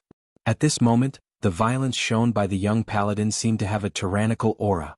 This was the Holy Avenger, in Soren's memory. Clang, clang. The arrow hit the paladin's body, but it failed to penetrate his silver-white armor. He blocked the oncoming arrow with his fish-scale gauntlet, and then suddenly accelerated toward the archer in front of him. Justice. Holy. Courage. The young paladin pressed his hand on the sand. The cunning desert bandits immediately turned around and retreated when they found him approaching. It was difficult to catch up with these enemies on foot. However, the next moment the sacred warrior seemed to have launched some kind of special ability. With the holy white light turned into a summoning circle, a tall white horse rushed out of it. Superior summon mount. Celestial horse. The white horse rushed out of the summoning circle. The sacred warrior turned over and jumped on the horse's back. There was no need for him to guide at all. The celestial horse automatically chased after the enemy under telepathy. This was a warhorse from the upper plane. Only a few professions could summon it, and the sacred warrior happened to be one of them. They were stronger and smarter than the warhorses in the material plane. They were a creature of the upper plane with a creature level of 10 or above. Blood splashed. The sacred warrior rushed into the group of desert bandits like a hot knife through butter. Soon the enemies were cut down one by one. Clang, clang. The young sacred warrior was like a ruthless reaper. He had no mercy like the other sacred warriors. His moves were fierce and ruthless. He was even more aggressive than Soren when he reaped the enemy. Almost none of the enemies who died under his greatsword survived. Even if one or two desert bandits knelt down and begged for mercy after being shot down, he did not hesitate at all. He directly swung his sword and cut off the enemy's head. The fierce battle was still going on. The sacred warrior gradually had more wounds on his body under the siege of the desert bandits. Even the strong celestial horse was a little breathless at the moment because it was shot in the abdomen. Hand of healing. The holy light emerged. After the sacred warrior felt the holy energy, he could use it to heal injuries. However, the healing effect was not as good as that of a priest. This ability could only be used once a day, but the holy energy could be used separately. The paladin wasn't healing himself, but the celestial horse he was riding. He let out a low roar and suddenly jumped down from the horse's back, swinging his sword horizontally. His power was a little weak. Without entering the realm of legends, he could not master powerful legendary abilities such as armor skin, legendary health, legendary battle skills, perfect constitution, and so on. This made his explosive power unable to be supported enough. The desert bandits suffered heavy casualties, but after finding that the sacred warrior was weak, they rushed up again. Sacrifice, glory, unyielding. The young sacred warrior still looked resolute. He put the two one-handed greatswords together again, then took a deep breath and roared, "Judgment!" Sword form, cross slash. The ruthless and overbearing sword light appeared, and the enemies who rushed in front of him were instantly cut into 4 neat pieces. Soren's pupils shrank slightly, and his expression suddenly became a little surprised. Advanced swordsmanship. There were not many abilities in this world that could be called advanced swordsmanship. The complete White Raven tactics was one of them, but Soren had not really mastered it until now because he did not have a complete learning program. Sword form, cross slash, was another advanced swordsmanship. Its origin was the crusade against pagans. The complete version should be called silver cross swordsmanship. This kind of swordsmanship was beyond the scope of mortals, and it could even touch the field of chi like the sword saint. This chi was difficult to describe in words, but it could be roughly explained by an example. A sword saint who was close to the legendary level, under the condition of using chi slash, swinging his sword at a wooden pile 5 meters away, could instantly split the wooden pile into 2 halves without touching it. If you really wanted to say something, perhaps it could be understood as sword chi. This ability was very difficult to practice. Basically, anyone who mastered it had gone through a long period of hard work. Basically, the difficulty was similar to that of a sword saint that Soren once saw slashing water with a sword. The young paladin did not use the complete version of Silver Cross Swordsmanship, but the power of each strike was as fierce as a sword saint who activated Chi Slash. The more powerful the move, the more it would consume the body. Soren could see that he was close to the end of his rope, but when he was about to secretly help the paladin, he suddenly seemed to feel something and retreated into the shadows. Judgment. Another incomparably burly figure appeared. It was a very tall man who was close to 4 meters tall. He looked like a small giant. He held a war hammer in one hand and rushed in like a tiger into a flock of sheep. Wherever he went, there were instantly corpses everywhere. In the blink of an eye, more than 10 desert bandits were killed by his hands. This incomparably tall man held a heavy war hammer in one hand and a thick book with a metallic luster in the other. He was expressionless, but he ruthlessly and cruelly slaughtered the desert bandits in front of him. Almost none of the desert bandits present could withstand a single blow from him. All of them were killed in one blow, leaving no survivors. Soren was shocked. He looked at the burly man in front of him and murmured in his heart, "Warden? Warden. A legendary paladin, the mentor of the Holy Avengers, and also their training instructor. Very good." The warden glanced at the corpses all over the ground, then his eyes fell on the young paladin. He slowly said, "Although it's a little worse than I expected, it's already good enough that you can do this with your strength. Young man, you've passed my test here." A paladin with a professional level of around 16 dealt with a group of desert bandits alone and killed 2/3 of the enemies. This record could be said to be glorious. The young paladin knelt down on one knee and said in a low voice, "Your Excellency, Warden." The burly man glanced at him and suddenly his face changed slightly. He said in a dignified voice, "Is that rogue nearby? Please come out and meet me." Was I discovered? What a strong sense. Soren took back his footsteps and slowly walked out from behind the sand dune. The Holy Avengers had been hiding in the Gobi area. They were active in the desert most of the time. Because they also belonged to the Order faction, the paladins of this organization also received some training techniques from the Eastern monks. This may be the reason why he could discover Soren. Listen to the wind to determine the location.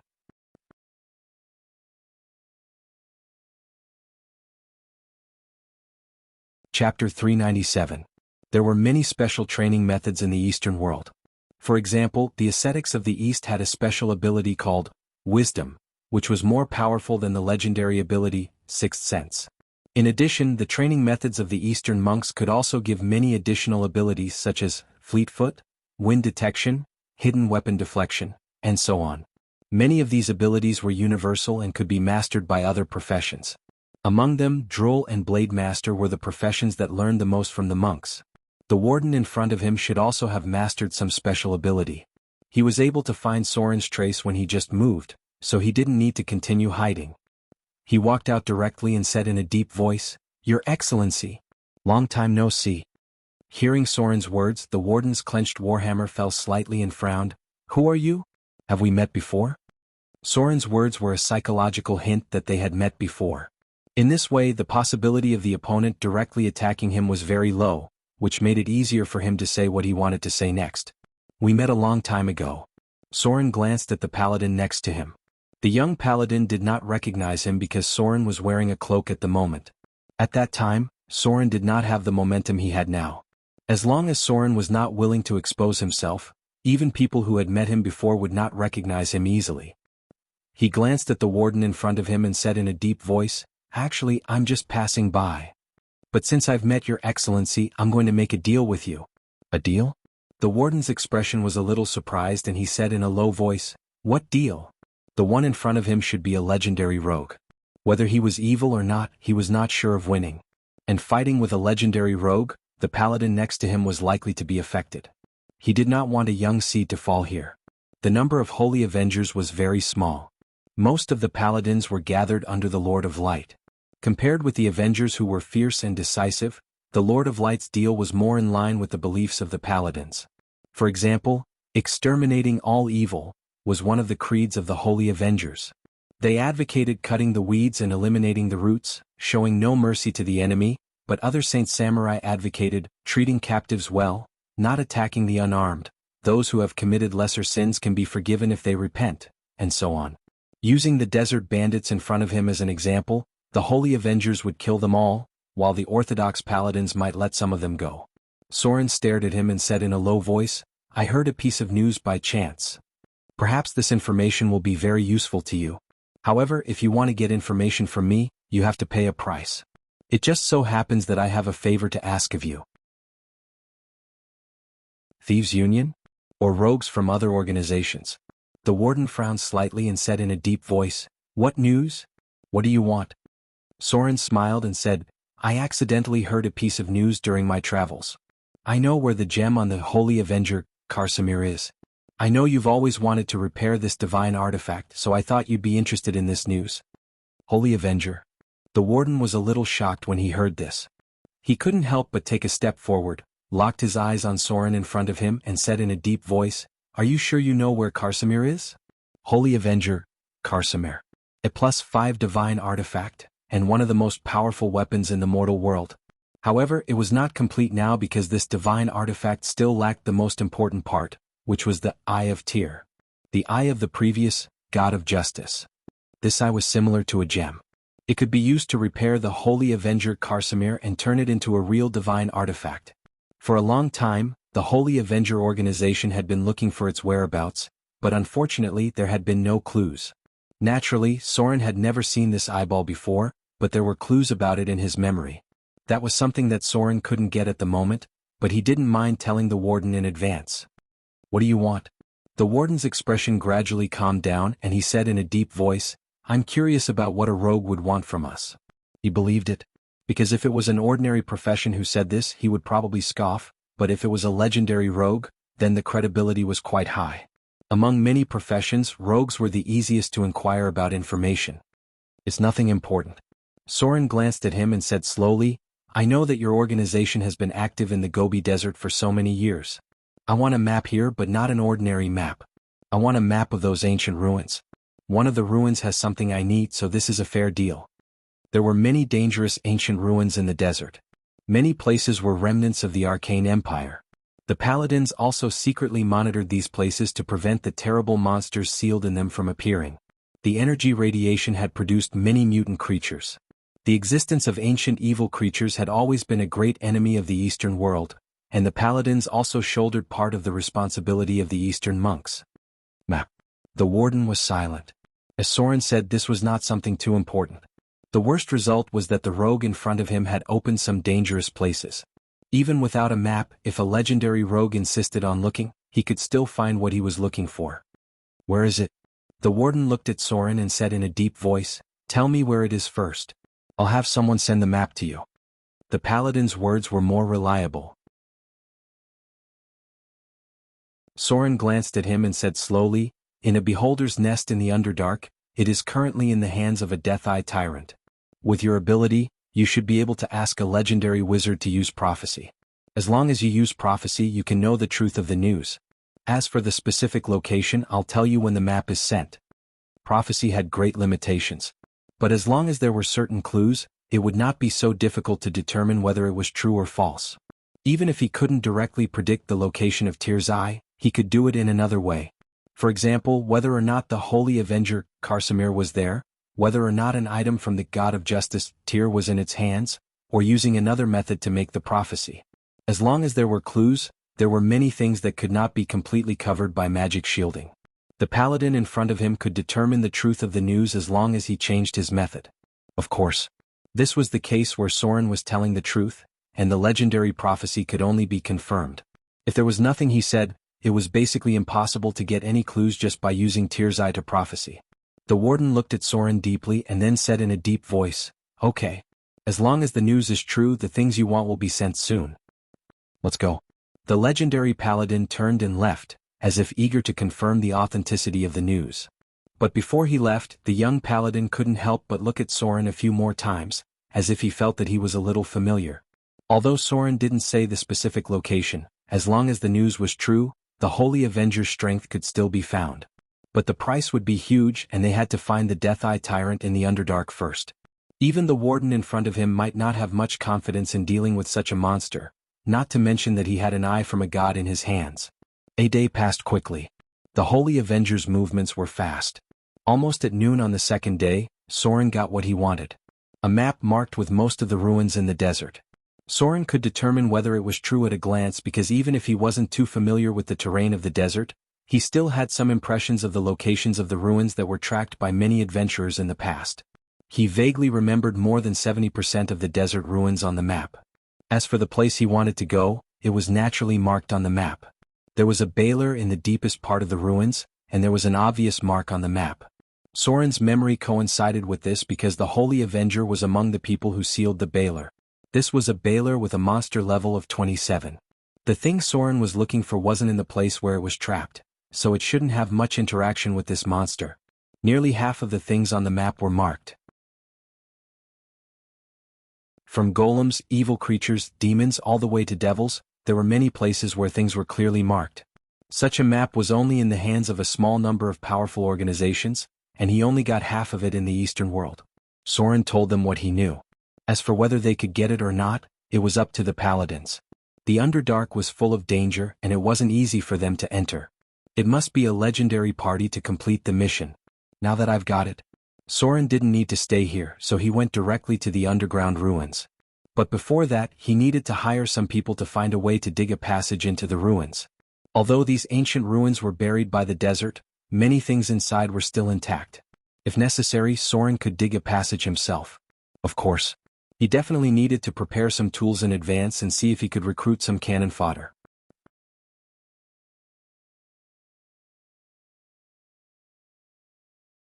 Chapter 398. The Pearl of the Desert. This was a city very close to the Eastern world, and it was also the border of the Desert of Death. If you continued to go east from here, you would enter the Desert of Death.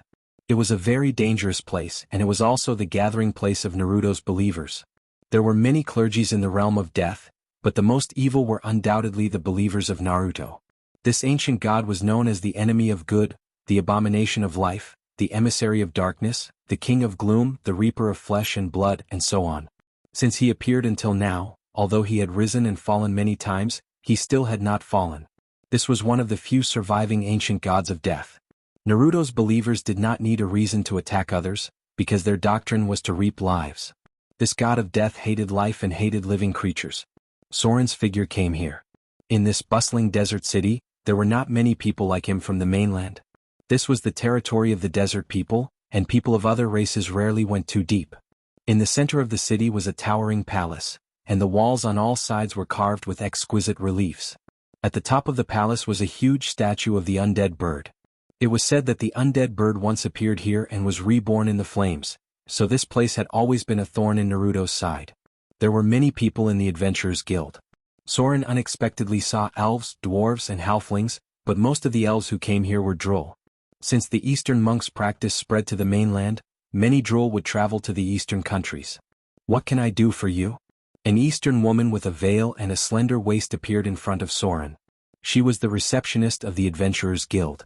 Because of the different regions, it was naturally different from the mainland. Don't underestimate this woman. Soren saw at a glance that she was an advanced Oriental dancer. In her exotic dress, there were at least a dozen deadly throwing knives hidden. An advanced profession similar to the clown dancer. The Oriental dancer was proficient in some of the fighting skills of the bards, and at the same time she had received a small number of training methods from the monks. These women's movements were fierce and deadly, and sometimes they would also act as assassins. They were very good at using their beauty and charming dance moves to confuse the enemy. Even in battle they were like dancing fairies. This was an advanced profession that required a lot of talent. Not only did it require agility, it also required charm. There were many special advanced professions in the Eastern world. Soren only needed to glance around to find 2 or 3 special advanced professions, including the Ronin near the Eastern Sea. An advanced variant of the Ranger class, a dangerous group of people who were proficient in swordsmanship. I want to issue a recruitment mission. Soren glanced at the Oriental dancer in front of him, raised his hand, took out a task list, and handed it to the woman in front of him. The Oriental dancer glanced at him, looked up at him with her blue eyes and whispered, "Exploring the ancient ruins? Mission difficulty level C? We'll need to recruit some experts. The cost is 1,000 Kindler. We'll announce your information. If someone wants to take this mission, we'll send someone to inform you. Please leave us your current address."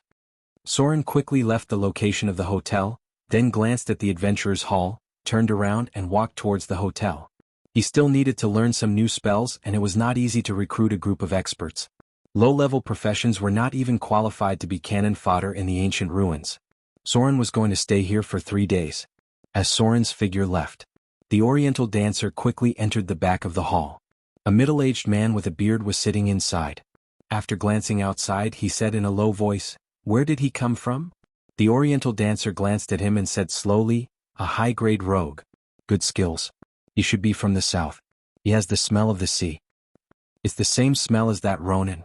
I guess he used to be a person who drifted on the sea all year round. I don't know why such a rogue would come to the desert." Observing people's expressions, the Oriental dancer was very good at collecting information. Her knowledge was no worse than that of the bards. As long as it won't cause trouble. The middle-aged man glanced at the mission list and said in a deep voice, "Exploring the ancient ruins? Every year these adventurers come here to die. They don't know what's in the depths of the desert." The Oriental dancer shrugged her shoulders and said playfully, "What can we do if they want to die? We can't stop them." Soon, the mission announcement was posted. Because it was a sea-level mission, the position was quite obvious. Exploring the ancient ruins? Recruiting experienced veterans? The reward is at least 5,000 Kindler? The person who posted it is a rogue? It looks like the reward is quite good. The announcement quickly attracted a lot of people's attention. However, most of them weighed their own strength and chose to give up because many of them were mercenary groups. At most, they would take on the task of escorting caravans.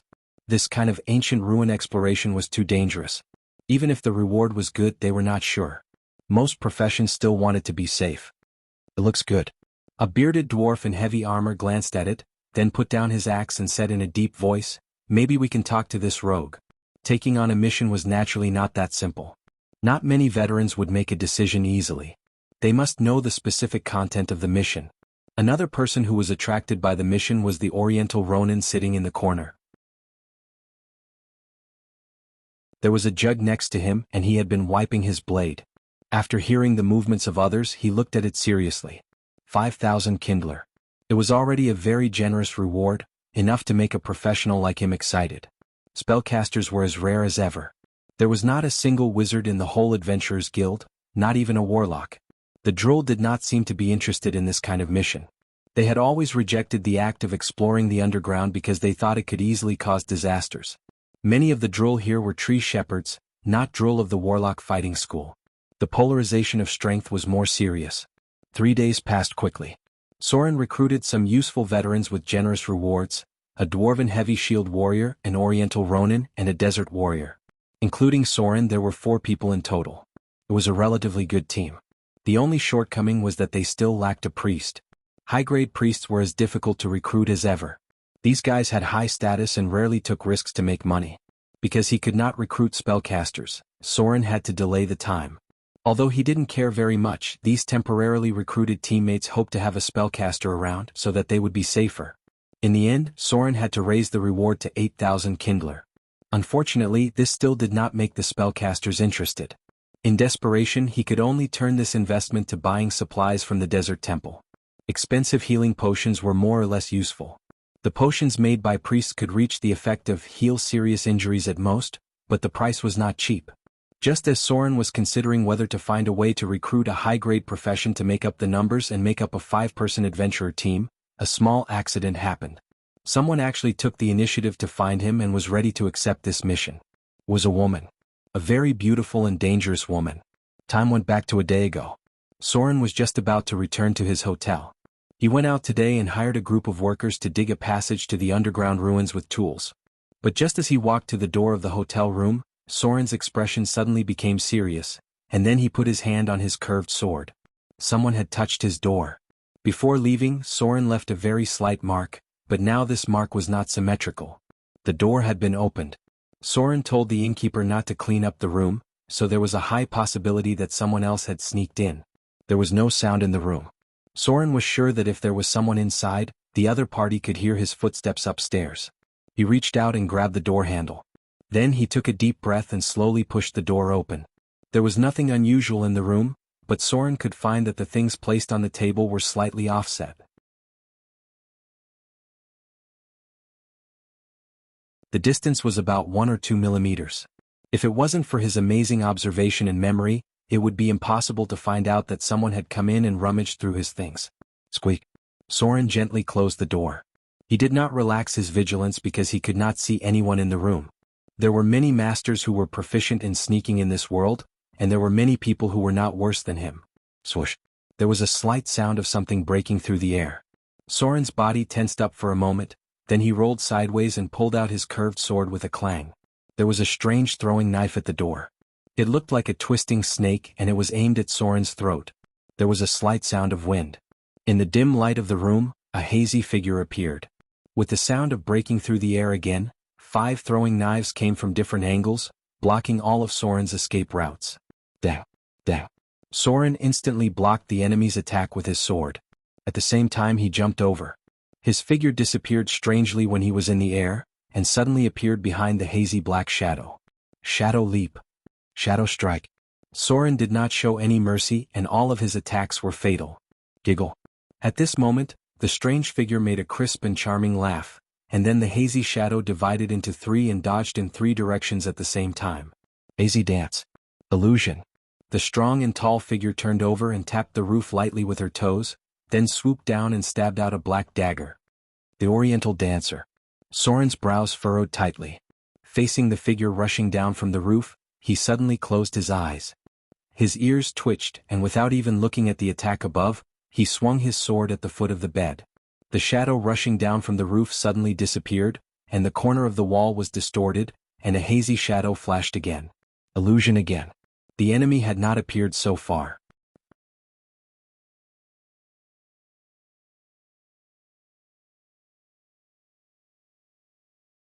Chapter 399. Eastern Illusion. As the birthplace of the monks, the Eastern Kingdom's illusion was not like the Western world, which was mostly mastered by wizards, illusionists. Many of the people here who were proficient in illusion were combat professions, among which the Oriental Dancer was good at using illusion. Many illusions were illusions, but when one's strength reached a certain level the illusions would be real. Even the bards who played tricks would not be much worse than the orthodox spellcasters after advancing to a certain level. The Oriental Dancer could master the ability of mirror image after advancing to a legendary level. Soren did not dare to make any moves, but waited quietly for the other party to make a move, looking for an opportunity. The woman who attacked him was very strong. She was at least a high-grade profession, and there was a possibility that she was a legendary because she obviously had not done her best. Ring. The crisp sound of the bell rang, which seemed to resonate with the heartbeat of people. For a moment, Soren was a little dazed but he quickly recovered. At the same time, 3 phantoms appeared in front of him again. They were wearing light silk dresses and dancing lightly. Although their faces could not be seen clearly, they were full of endless charm. These 3 charming figures were not in a hurry to attack, but surrounded Soren and made a burst of crisp laughter, as if they enjoyed the feeling of fooling the enemy. Shadow leap. Sword form, spinning strike. Soren's figure leaped out, and the scimitar in his hand turned into a cold light as he slashed down. The 3 figures in front of him chuckled, dodged slightly, and then waved their daggers to stab at him. Down. The 3 figures were all real, and they directly blocked Soren's attack. Mirror image? Soren frowned and his expression was quite serious. Enemies who could master the ability of mirror image, even if they were not legendary, would not be too far away. Where was the real body? The combat power of mirror image was very low, less than 1/3 of the real body. Even the legendary sword saint who practiced mirror image could only retain half of his strength at most. These 3 mirror images did not pose much threat to Soren, but the Oriental Dancer hiding in the dark was very dangerous. Soren had not been threatened by this kind of enemy who was proficient in stealth for a long time.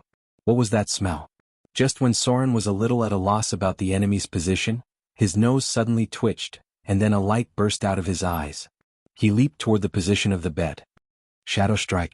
Sword form, beheading. Fragrance. There was a faint fragrance in the room. It was the fragrance of a woman. Clang. The sound of weapons clashing could be heard. A pair of snake-shaped daggers suddenly appeared, and a slim figure was forced to reveal herself. She was sent flying a meter away by Soren's explosive force and crashed into the wall of the room. Oh! The hazy shadow gradually became clear, and the figure of the Oriental Dancer appeared. She said in a painful voice, Wait a minute. Stop. I admit defeat. So painful. Bastard. I admit defeat. Don't fight anymore. Soren's eyes were cold and his fierce offensive did not stop at all. After the sword form, beheading, he immediately slashed out horizontally. At the same time he shouted and launched the sword form, spinning strike, sealing all the blind spots of the opponent. Every move was fatal. Although the opponent had admitted defeat, Soren did not mean to stop. Xuanpa. The Oriental dancer's face finally changed. She finally knew what a dangerous enemy she had provoked. She turned around to avoid it. Her slender waist was almost folded in half. Her amazing flexibility allowed her to avoid Soren's attack. At the same time, her figure suddenly disappeared and reappeared behind Soren. Stop. The Oriental dancer jumped back and said anxiously, I'm just testing your skills. Not an enemy.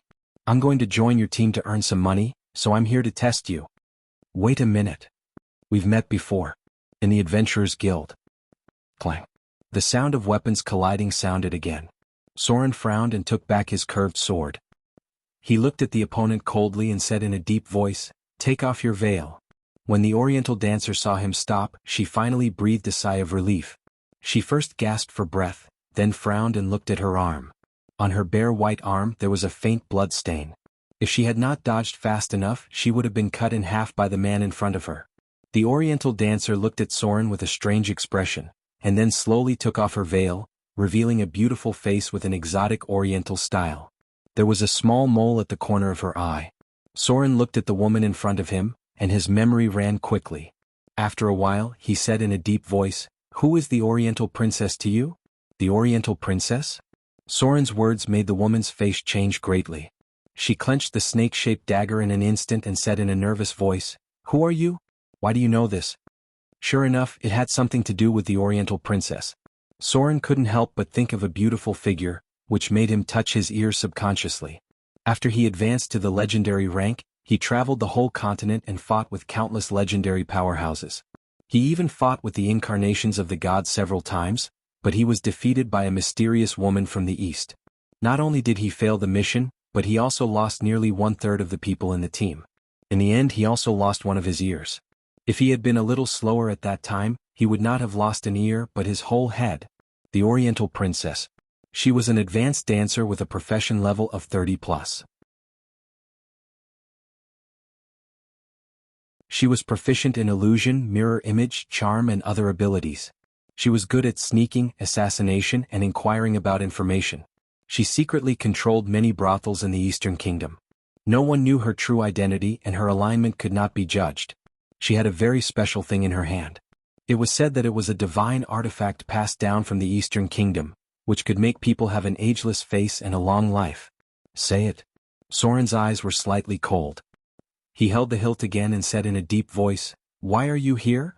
The Oriental dancer in front of him had a complicated expression. She didn't seem to understand why a person from the western part of the continent would know the existence of the Oriental princess. She took a step back gently. After thinking for a moment she slowly said, I really just intend to test your skills. I just received information that in the underground ruins you are going to, there is something that Her Excellency is also very interested in. So I was ordered to take it out. I mean no harm. Otherwise, I would have used the ecstasy powder before you entered the room. Ecstasy powder. The effective means of the Oriental dancer could sometimes even defeat legendary powerhouses. What is it? Soren frowned and said in a deep voice, I'm afraid you didn't come here to test my skills, but to steal the information of the underground ruins from me, right? It seemed that Soren was right. The Oriental dancer in front of him seemed to be avoiding his eyes. During this time, she had been secretly observing Soren's actions and found that many of his preparations seemed to be for certain specific situations. This made her very sure that Soren had specific information about the underground ruins in his hands. If he didn't know the general situation in the underground ruins, he would never deliberately prepare so many things. The Oriental dancer didn't speak. It seemed that she acquiesced to this point. Then she said, There is one thing in this underground ruins. It is a gem left behind by the Desert Kingdom. My task is to find it. As for the other things, I don't want them. If you think it's okay, maybe we can cooperate. Since you know the existence of Her Excellency, you should also know our strength. With our help, it will be much easier for you to explore the underground ruins, and we also need your information about that place. After all, there is a terrible Baylor demon sealed below. The other party's words made Soren fall into deep thought. For people like Soren, there were basically no eternal enemies. He could even deal with the unpredictable and sinister drows and cooperate with them many times. Now it was not impossible to cooperate with the Oriental dancer in front of him. However, he couldn't believe the woman in front of him, just like he never believed the promise of the drows. The people of the Oriental dancer would not be easier to deal with than the female drows. However, their strength might still be able to be borrowed. Soren was used to the insidiousness and cunning of the drows, so even if the woman in front of him was not very trustworthy, he was still confident in his heart. It was nothing more than using each other and relying on their own means at the critical moment. Although Soren suffered a loss in the hands of the drows in the end, he was also fiercely stabbed by her. When it came to playing tricks, Soren had some confidence in his heart. Okay. Soren looked at the other party, nodded unexpectedly and said in a deep voice, "We will set off the day after tomorrow. I still need something. Maybe you can help me get it?" The Oriental dancer didn't seem to expect Soren to agree so quickly, but in the end she smiled and nodded gently. She turned her eyes and said, "No problem. The things you want will be delivered tomorrow." Things seemed to be settled like this. Soren finally decided to set off the day after tomorrow, and in the group of cannon fodder, there was an additional Oriental dancer above high grade, as well as some people she brought with her. Although Soren could not know everything about the situation in the underground ruins, after all, there was a cloak that was like a divine artifact for rogues, so he remembered the general situation and the distribution of areas inside more clearly. In this case, he had the geographical advantage. Even if there was an accident, he had more than a 50% chance. So, on the morning of the third day, this group of adventurers set off on the road to the ancient ruins with nearly 100 people and materials close to a caravan. Before everything began, Soren must find the right excavation site and open a passage into the ancient ruins.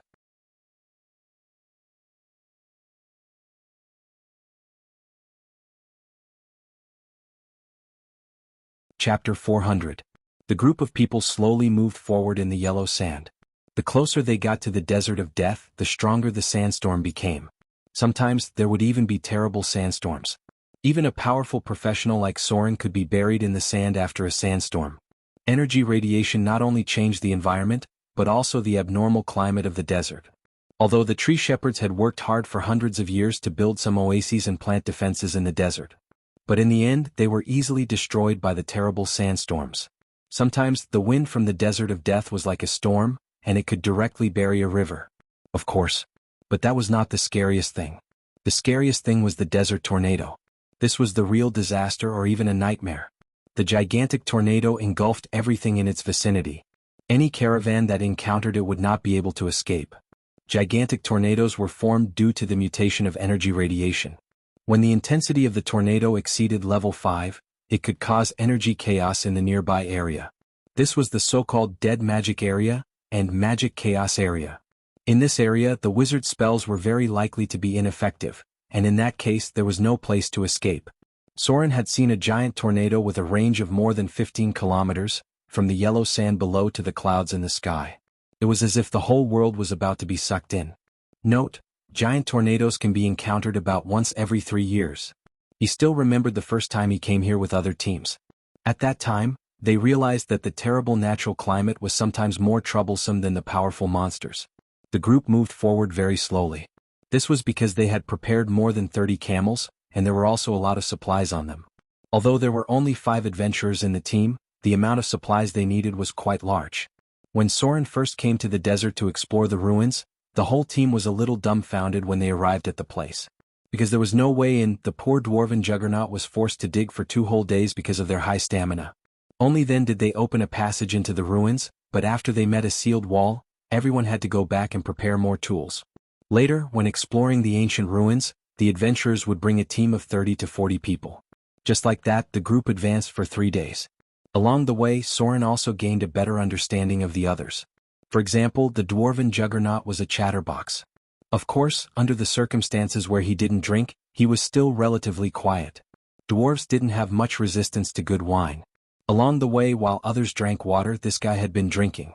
If it wasn't for his amazing physique, this fellow would have been drunk to death. The name of the dwarven juggernaut was Sauron Tat Anden.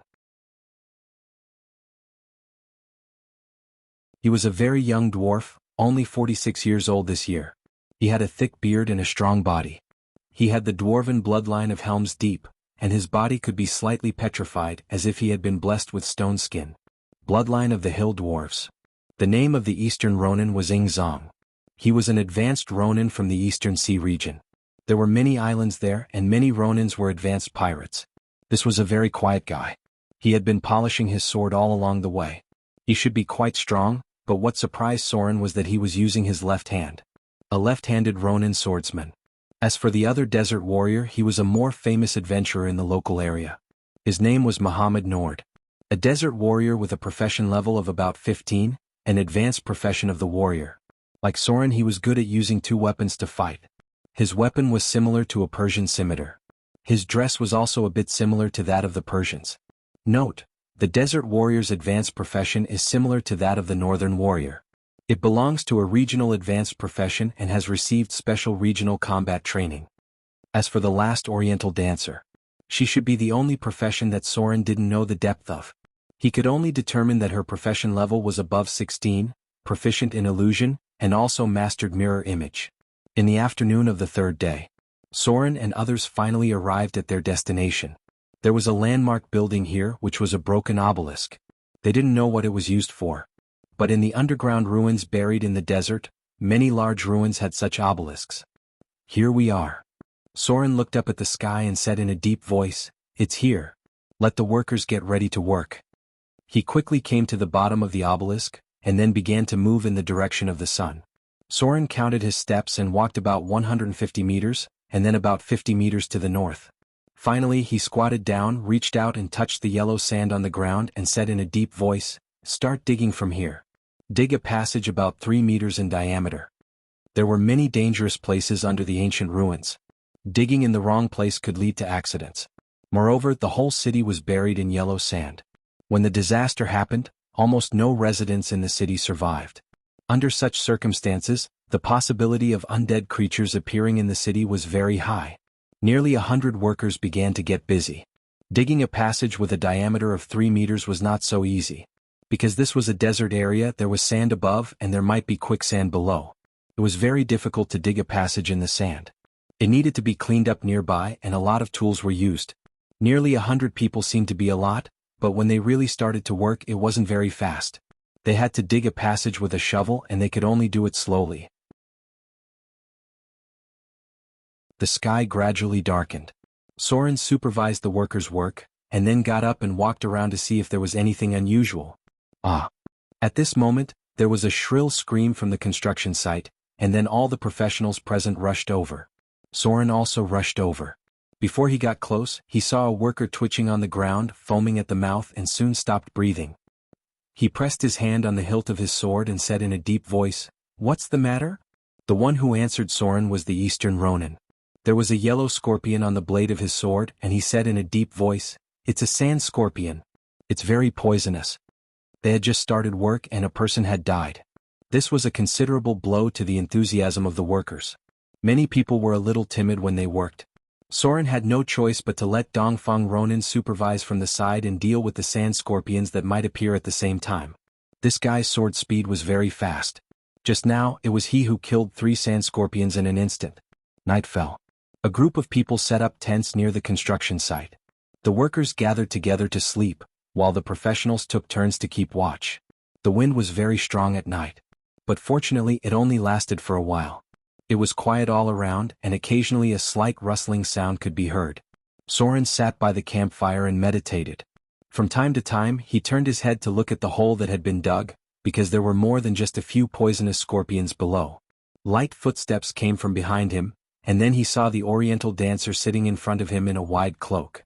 "What are you worried about?" The Oriental dancer met Soren's gaze and said with a meaningful expression, "Since you came here, you seem to be a little worried."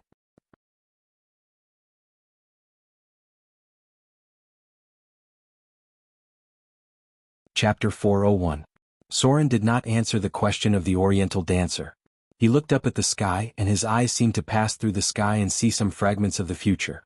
The stars in the night sky were already very dim. As they entered the latter part of April, some of the stars became very inconspicuous. No matter how one looked at it, the moon was a bit gray as if it was covered with a layer of haze. There were still 8 months before the end of this year. These should be the most stable 8 months for Soren. When the spring of next year came, he was afraid that he would not be so relaxed and stable. The Oriental dancer looked up at the sky, and she seemed to be a little absent-minded. She murmured, "Have you heard of the legend of the East?" "What legend?" Soren stirred the fire and said in a deep voice. The Oriental dancer stood up and looked at the moon. Then he said in a low voice, "When all the stars in the sky become dim, a demon star will streak across the sky. At that time there will be a huge disaster. It is said that there are rumors in many places, and the monks seem to be secretly preparing to deal with something. There is news in the Eastern Kingdom that many ascetic monks have come out, including the ascetic monks of the Prajna sect. The actions of the monks make many people feel uneasy. After completing this task I will return to the Eastern Kingdom. Her Excellency Empress asked us to withdraw from the Desert of Death before the second half of the year, although I don't know what will happen." The Eastern Empress.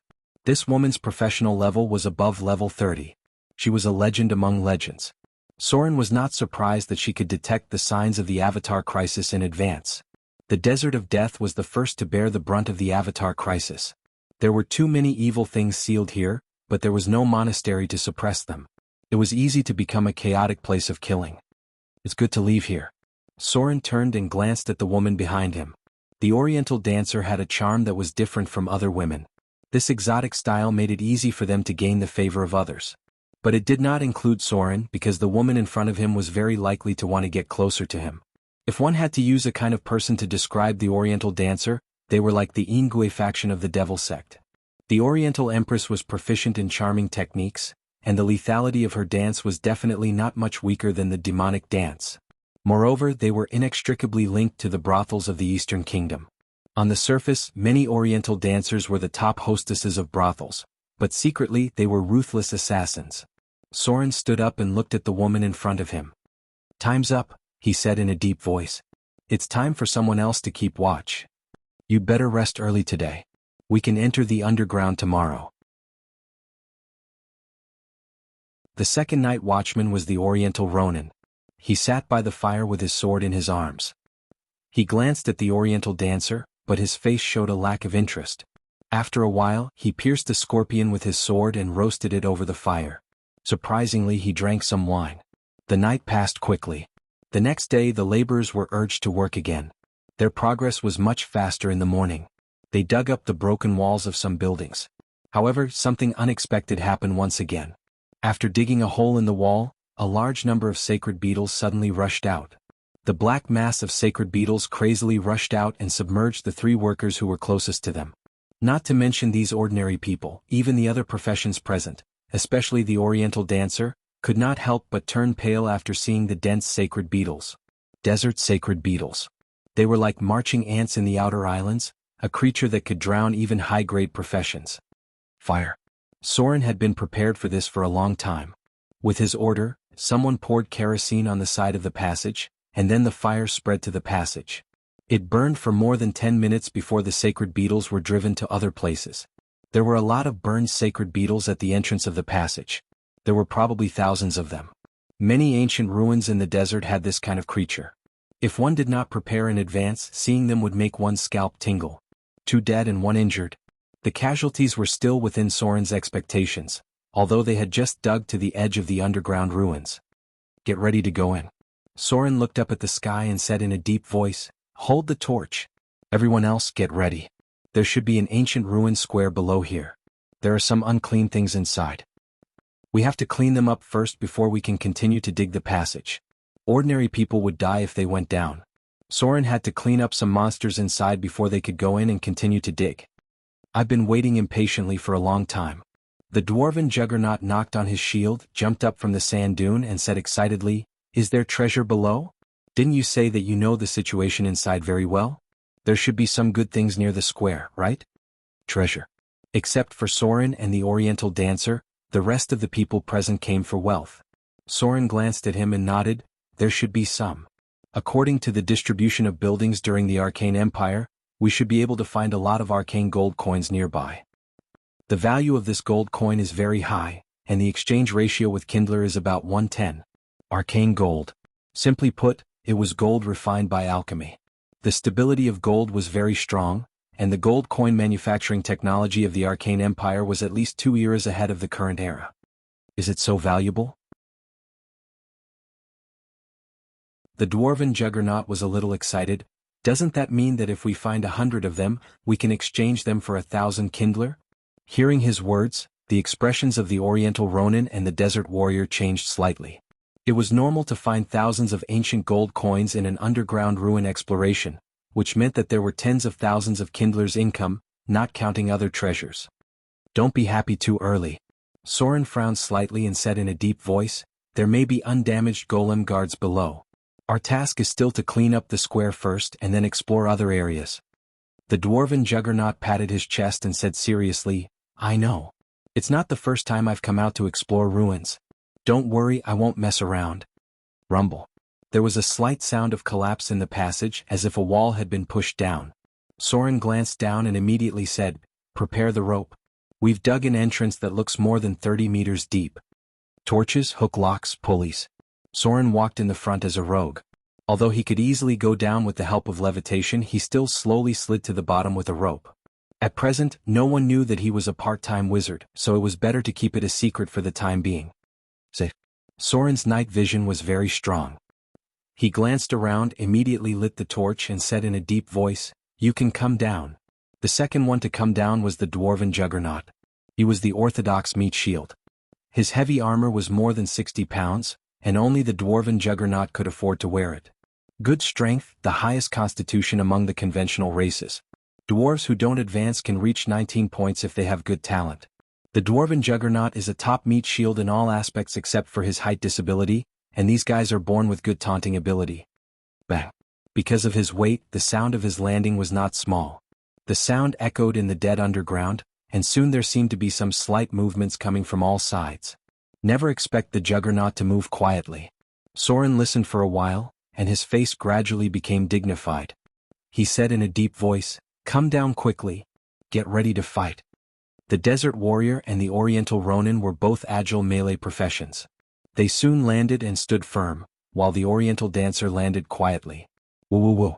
Strange sounds came from all directions, making one's hair stand on end. Damn it. The dwarven juggernaut listened for a while and muttered, it's really the undead. What the hell? A faint blue flame appeared. The breath of the undead appeared with the cold wind. There should be little ventilation in the closed underground ruins, so they knew at once that they had encountered the undead. Ghost fire. There seems to be a skeleton undead nearby. Soren frowned and looked around and said in a deep voice, get the holy water ready, you can smear it on your weapons. Everyone, don't be too scattered, no one knows what monsters are here. Woo woo woo. Translucent figures appeared, and these undead, who were buried together with the city, rushed towards them. Clang. Soren slashed his sword in an instant.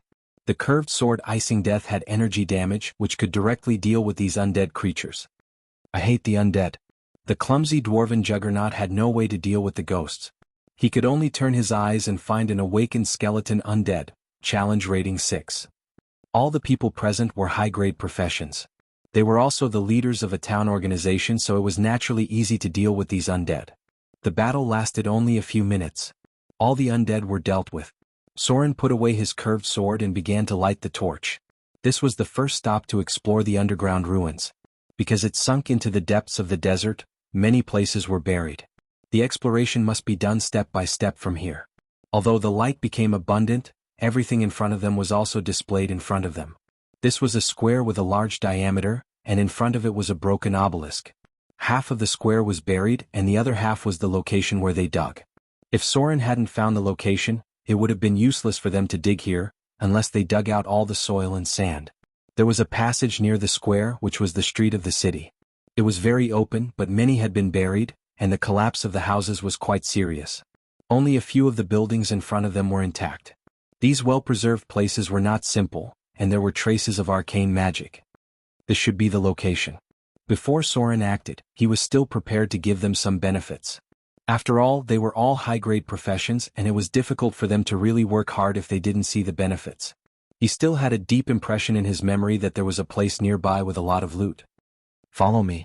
Soren looked up. It had been buried for thousands of years and it was much more solid, but he did not rule out the possibility of abnormal collapse. He did not want to be buried under the sand. The group of people moved forward very carefully. As they gradually approached a relatively intact building, some plants unexpectedly appeared in front of them. Mossy plants. There were mottled traces on the wall, and there were broken artificial crystals. This was the craftsmanship of the Arcane Empire.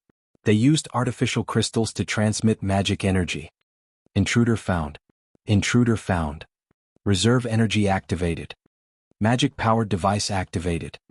Level 1 defense system activated. A cold mechanical voice sounded. Suddenly, a muffled sound came from the wall in front of him, followed by heavy footsteps. A 3-meter-tall puppet golem made entirely of steel stepped out.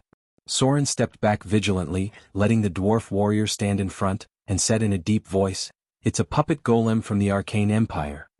Be careful. They may have the means of energy attack."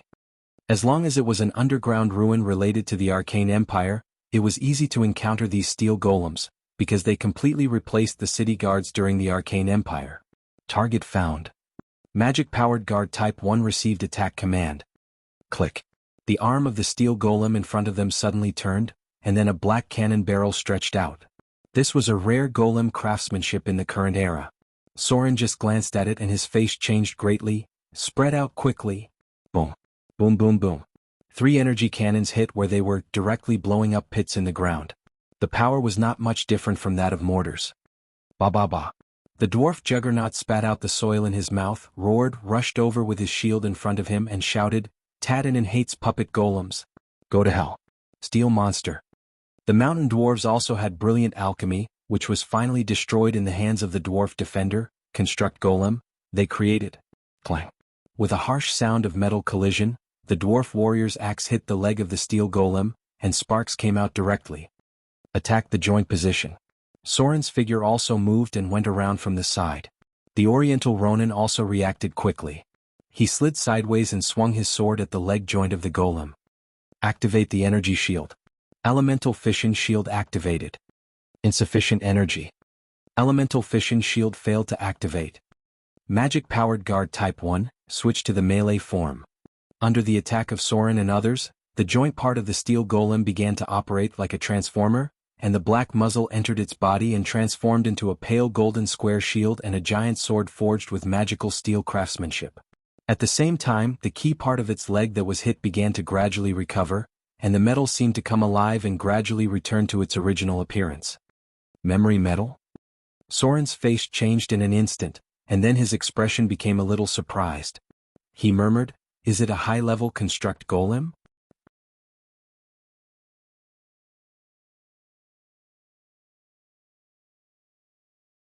Chapter 402. Memory Metal. As long as the advanced technology of the Arcane Empire was not completely damaged, it could gradually be restored to its original state. This was an alchemy process that was only used on the high-level golems of the Arcane Empire. The memory metal allowed these golems to have the ability to repair themselves, which would allow them to continue fighting for a long time. For example, what Soren saw in front of him was a wound on the leg of a high-level construct golem, but it quickly recovered to its original state. Memory metal had a great relationship with the weapons of the Githyanki's in the astral realm. Many wizard organizations were secretly studying this metal to strengthen golems. Unfortunately, the progress he had made so far wasn't that great. Focus your attacks on one spot. Soren twisted his body to avoid the giant sword wielded by the high-level construct golem. At the same time, he backhanded his sword and slashed at the enemy's leg. The golem's strength was infinite, and only the dwarven juggernaut could withstand it. If the others were to face it head-on, they would either die or be injured. Fortunately, it had been buried in the underworld for too long, so the high-level construct golems didn't have much energy left. Otherwise, Soren wouldn't know what other terrifying attacks they had. A fully constructed golem of this level was sometimes similar to a simplified version of a transformer. Clang, clang. The sound of metal clashing against metal could be heard. The Arcane Empire's alloy steel craftsmanship was very strong. Soren felt like he was using a cold weapon to dismantle a tank. The strength of the alloy steel was almost at the level of aerospace craftsmanship. Soren had a sense of helplessness as he gnawed on a hard bone. The magic golems were highly resistant to spells and ignored most of the negative statuses. The only way to deal with them was to tear them apart. Who would have thought that I would encounter a situation that was jokingly referred to as tearing down a Gundam with my bare hands so soon? Soren slid 3 meters to the side. Then he switched from holding the sword with one hand to holding it with both hands. He activated sword form horizontal slash, and slashed at the high-level construct statue's knee. Perhaps their series of attacks finally had an effect, as the memory metal's recovery ability was damaged by the continuous attacks. The high-level construct golem's body shook, and then its movements suddenly became slow and awkward. Its leg rune had been destroyed. Good chance. Soren's face lit up and he said in a low voice, "Attack its other leg and stop it from moving." Gale cut. The enemy's movement speed was impaired, and the Oriental Ronin, who was a little restrained at first, suddenly became brave. Among all of them, he was the only one who was inclined to the warrior profession and did not wear heavy armor. Now that the enemy's movement was impaired, he was able to attack freely. The Oriental Ronin's left hand was like a gust of wind, and his technique was a bit like this sword-drawing technique. In an instant he slashed 3 times, all hitting the same position, and in an instant the other leg joint of the high-level construct golem was split open with obvious cracks. Is it the Storm Ronin's faction? Soren glanced at him and thought to himself, so, he's probably an Eastern Ranger who evolved into a Ronin? There were many special advanced professions in the Eastern countries. Soren's deepest impression was that Fist Master, that came from the Eastern world. In the Eastern world there were many professionals who specialized in a certain skill, and they believed that this skill would eventually become compatible with the heavenly axiom, nature, and world. Boom.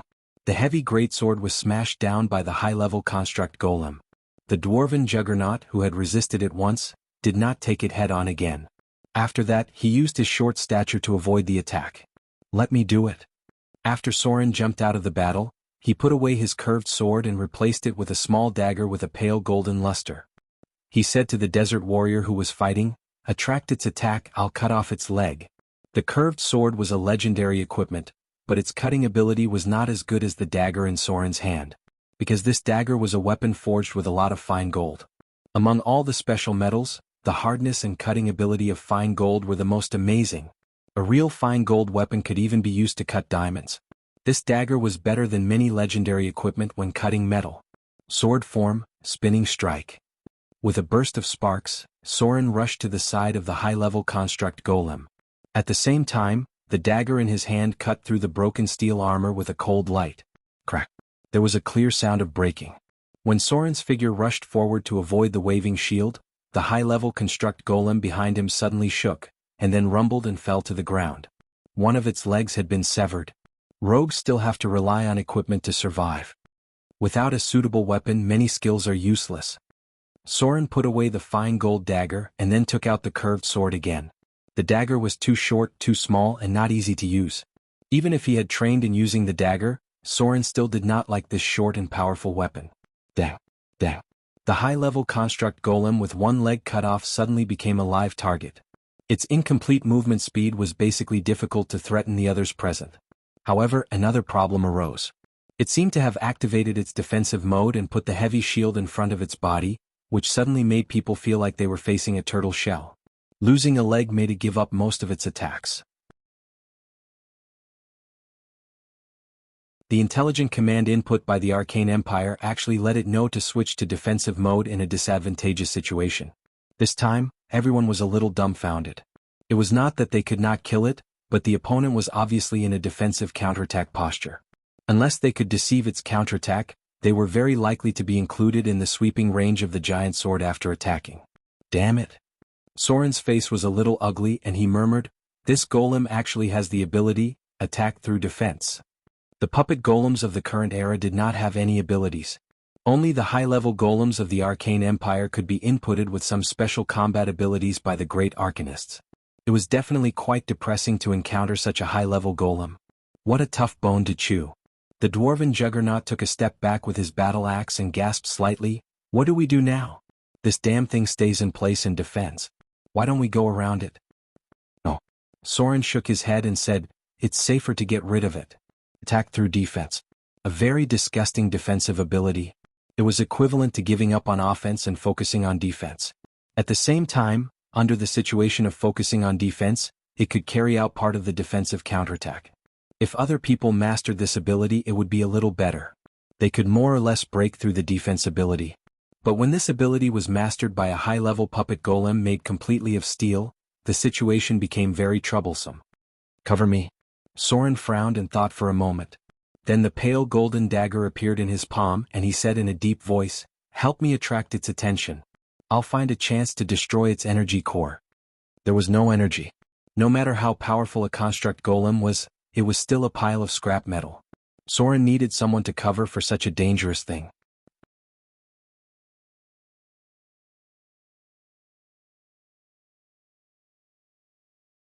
Chapter 403. The others continued to harass the high-level construct golem.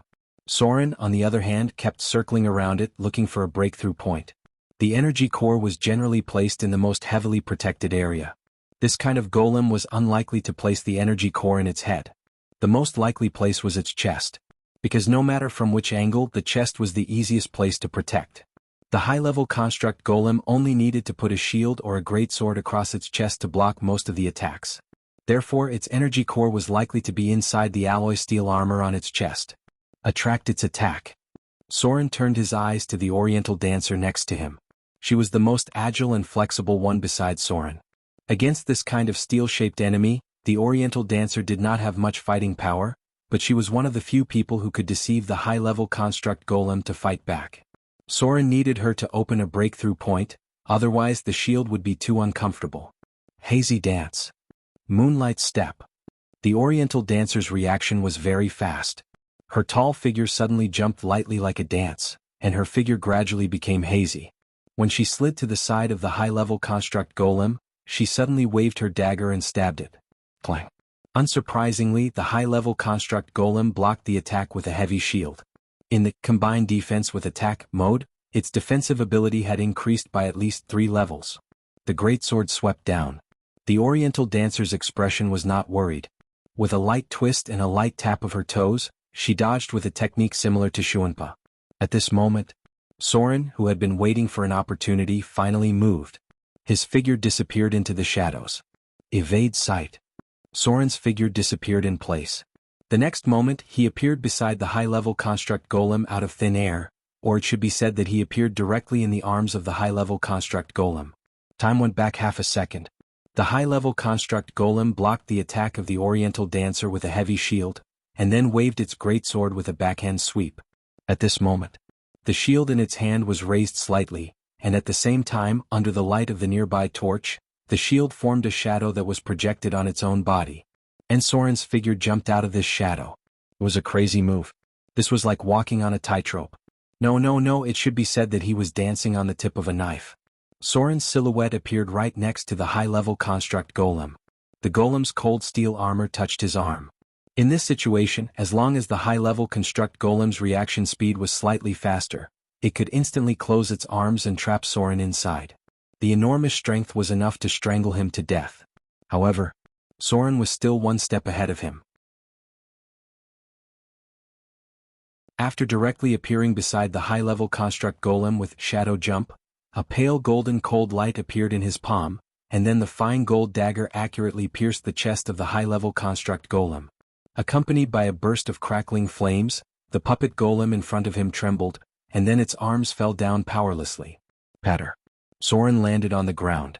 His chest was a little undulating, and it seemed that he had consumed a lot of energy just now. This kind of risky move was more or less frightening, but it seemed that he had successfully hit the enemy's energy core. If he did not hit the enemy's vital parts, he would have to use Shadow Jump again to escape from the enemy's attack range. It's finally dead? The dwarven juggernaut gasped and sat on the ground, muttering, "This thing is probably more powerful than the dwarven defender. No wonder the arcane empire was destroyed." No one paid attention to his words. After Soren rested for a moment, he slowly stood up and said, "There should be some loot inside. You guys go and collect it." Hearing Soren's words, the dwarven juggernaut quickly got up and walked inside quickly. "Let's go. Let's see what's good inside." The others looked at each other and could not help but follow. As normal adventurers, they were more concerned about how much they could get. Soren stood still. He was now the pirate king who ruled the 3 seas, and his value was comparable to the ruler of a small kingdom. The only thing that really attracted him here was the cloak against detection, which was undoubtedly a divine artifact for rogues. The other one who stood still was the Oriental dancer. She seemed to be very interested in the high-level construct golem in front of her and whispered, "Is this the craftsmanship of the Arcane Empire? It's really amazing wisdom." Soren ignored her. He reached out and took out some tools, and then began to disassemble the high-level construct golem in front of him. Although Soren was not an orthodox wizard and did not know much about alchemy, many of the parts inside were at the level of the Arcane Empire's craftsmanship. It would definitely be useful for Gloria's research. The challenge level of this thing was probably close to level 20. They could deal with it so easily, and more importantly, it was because the enemy's energy was insufficient. The elemental fission shield sounded like a very high-end thing. Dang dang dang. Soren quickly disassembled the high-level construct golem into parts. Some things that looked like a construct body were all put in by him, and then he collected some samples of the memory metal. The golem craftsmanship of the Arcane Empire was very exquisite. The parts inside were more than 10 times more complicated than the current golem craftsmanship. It made people feel like they were disassembling a robot. Soren found the energy core in the chest of the golem that he had destroyed, and something similar to a crystal block in its brain. This should be its intelligence system, right? Soren held the purple crystal block in his hand and said with a dignified expression, "It can actually inject special abilities into the puppet golem." How did the spellcasters of the Arcane Empire do it? It was very high-end stuff. It could even be said to be at the level of artificial intelligence. Soren became more and more curious about the craftsmanship of the Arcane Empire. He didn't know how to study this thing at all. So Soren directly put it away and planned to bring it back to Gloria to see if she could find something from it. At the very least, it could help her upgrade her steel golem. If the puppet golem could be injected with special abilities, then its growth would be quite terrifying. So, the dwarven juggernaut and the other two people came out of the front room. They brought out a lot of good things and some complete light purple crystals. It was not clear whether they were artificial or natural crystals. Looking at their expressions, they should be satisfied with the benefits they obtained. This was good. Soren wanted to satisfy them so that these people would really work hard.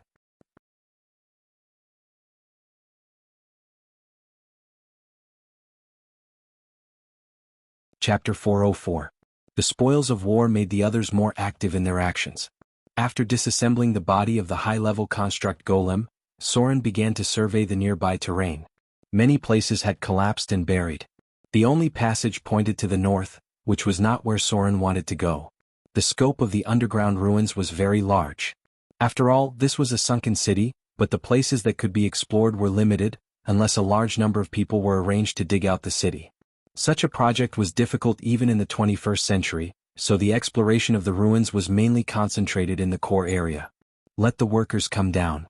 Soren surveyed the nearby terrain, then came to a thick wall and said in a deep voice, "You should be able to enter the interior if you break through here.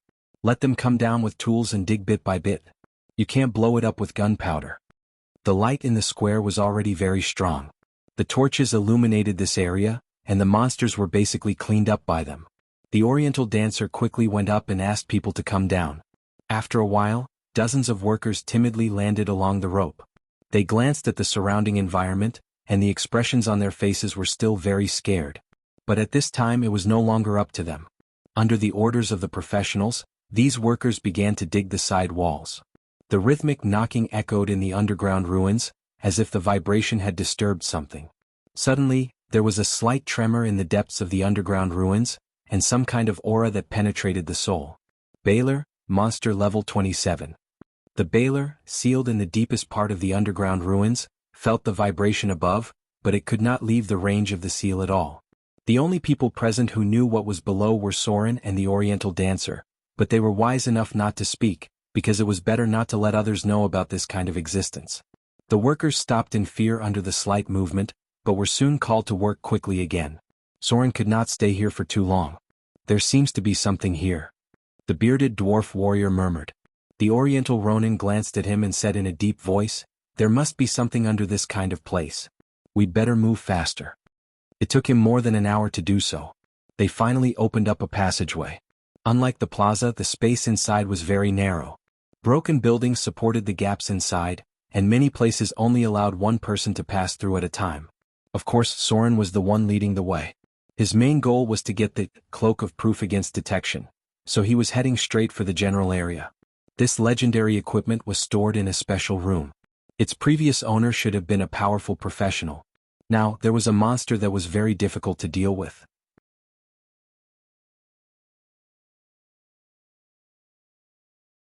This monster had once wiped out the adventurers who first explored this place. Later on, only then did the adventurers figure out a way to deal with it. Since Soren was here, he naturally knew how to kill it, but he might have to pay a small price. The rugged passage gradually widened. This meant that Soren had entered another area. This should be the residential area of the city's nobles. Even though it was dilapidated, he could still see that the buildings here were exquisite, and there were many marble pillars nearby. The most conspicuous thing in this area was a tall house. It was one of the few buildings that was well preserved. From the side he could see 3 steel golems. Their surface was heavily rusted. They should be low-level puppet golems. Because they lost their power source, they were completely scrapped. Be careful. Soren looked around and said in a low voice, "There seems to be an undead aura here." Hearing his words, the rest of the people present became alert. There were indeed undead here. But it was not an ordinary undead. Soren knew what was here before he came. Ancient mummy, challenge rating 18. Mummy. It was a very common monster among undead creatures. Some were man-made mummies, while some were naturally formed due to certain reasons. The desert was the most likely place for mummies to appear. These undead creatures were not difficult to deal with. A normal adventurer team could easily kill them. However, if an undead creature had the word ancient above its head, it would be quite difficult to deal with it. Ancient mummy, high undead, grade 5. Challenge rating 18, personal level 22, has spell-like ability.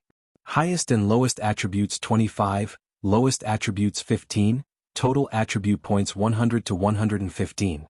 Special abilities, high undead characteristics, negative energy erosion, spell-like ability, immunity to ordinary weapons. Challenge difficulty, B+. The first group of adventurers to explore this place was the ancient mummy.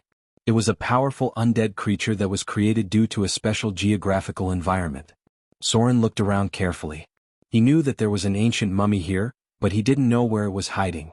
The group spread out and formed a defensive formation. They approached the building in front of them little by little.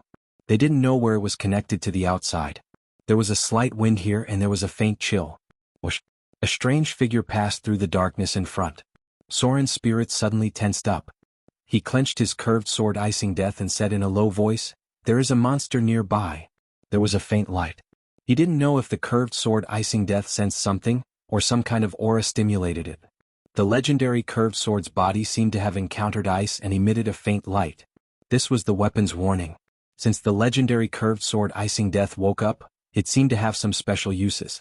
Extinguishing flames.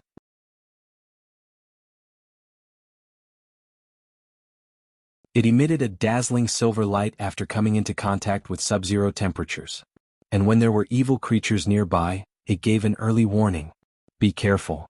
The others could not help but hold their weapons nervously.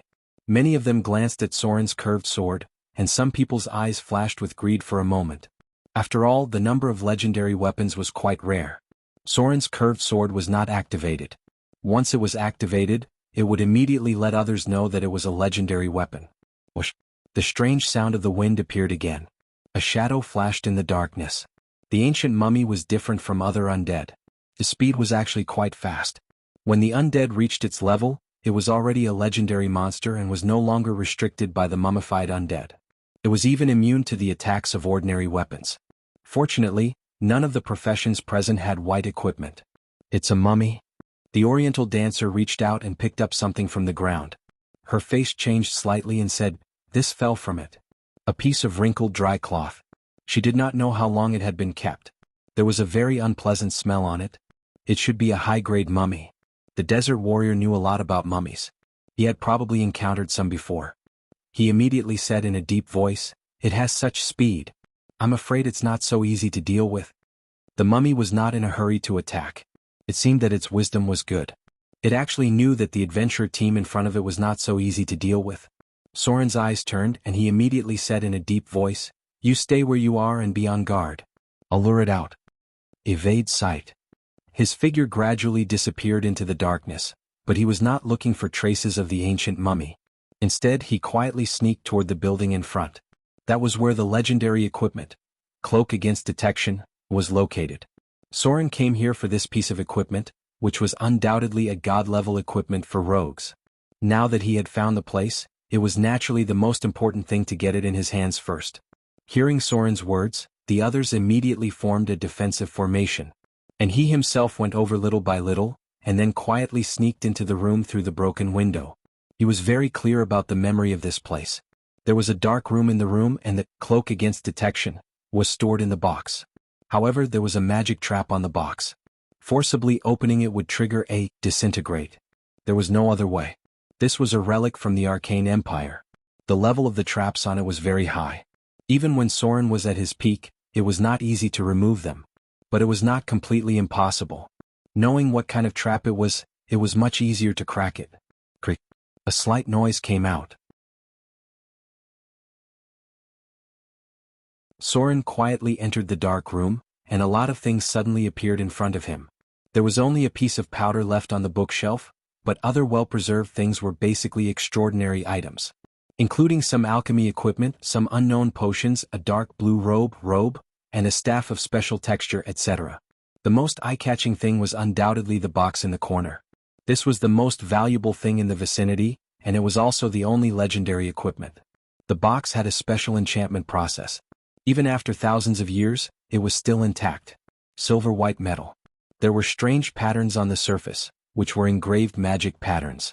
Any forcible destruction of the box would activate the magic trap on it. This was a treasure box that was difficult to open with brute force. The adventurer team that found it in the past had no way to remove the magic trap, so they could only let the warriors directly break it open. In the end, the warrior was directly disintegrated. Disintegrate, level 6 spell. Disintegrate, transmutation. After casting this spell, a green light will be shot at the target, causing a maximum of 240 magic damage. It can directly disintegrate inanimate matter and can affect the effect of the force field. Any enemy hit by disintegrate must go through a compulsory test of immunity. If they fail to pass the test of immunity, they may be disintegrated. If they pass, some of the damage will be reduced. The level of this magic trap was extremely high.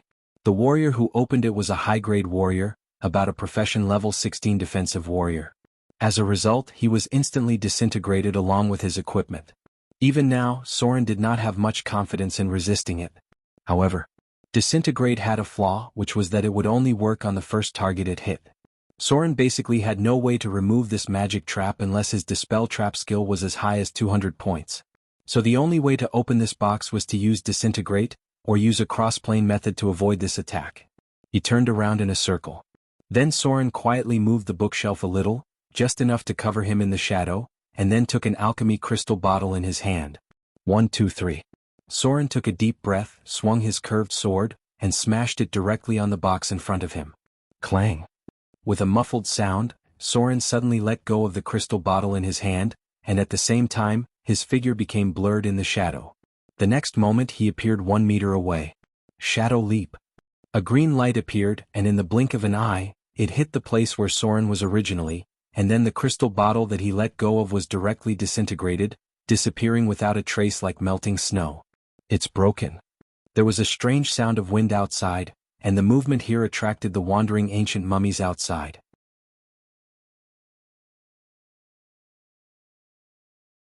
Soren did not think much and directly smashed the box in front of him. Without looking at the other items, he directly picked up a black cloak and put it on himself.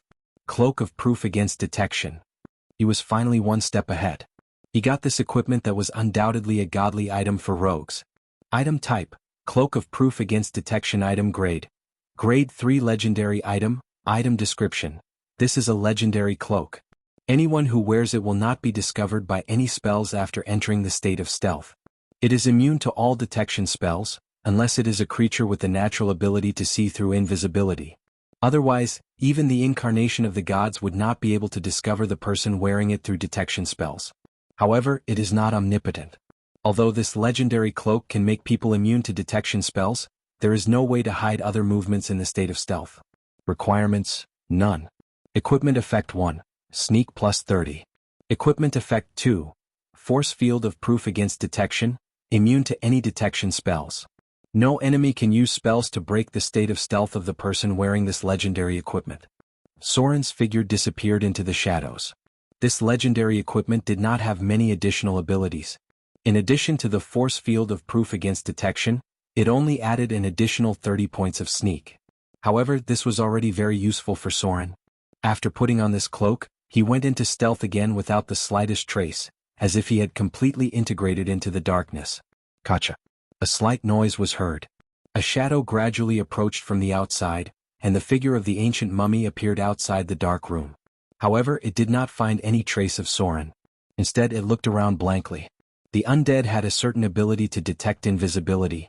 However, after putting on the cloak of proof against detection, only creatures born with true sight could discover Soren's trace.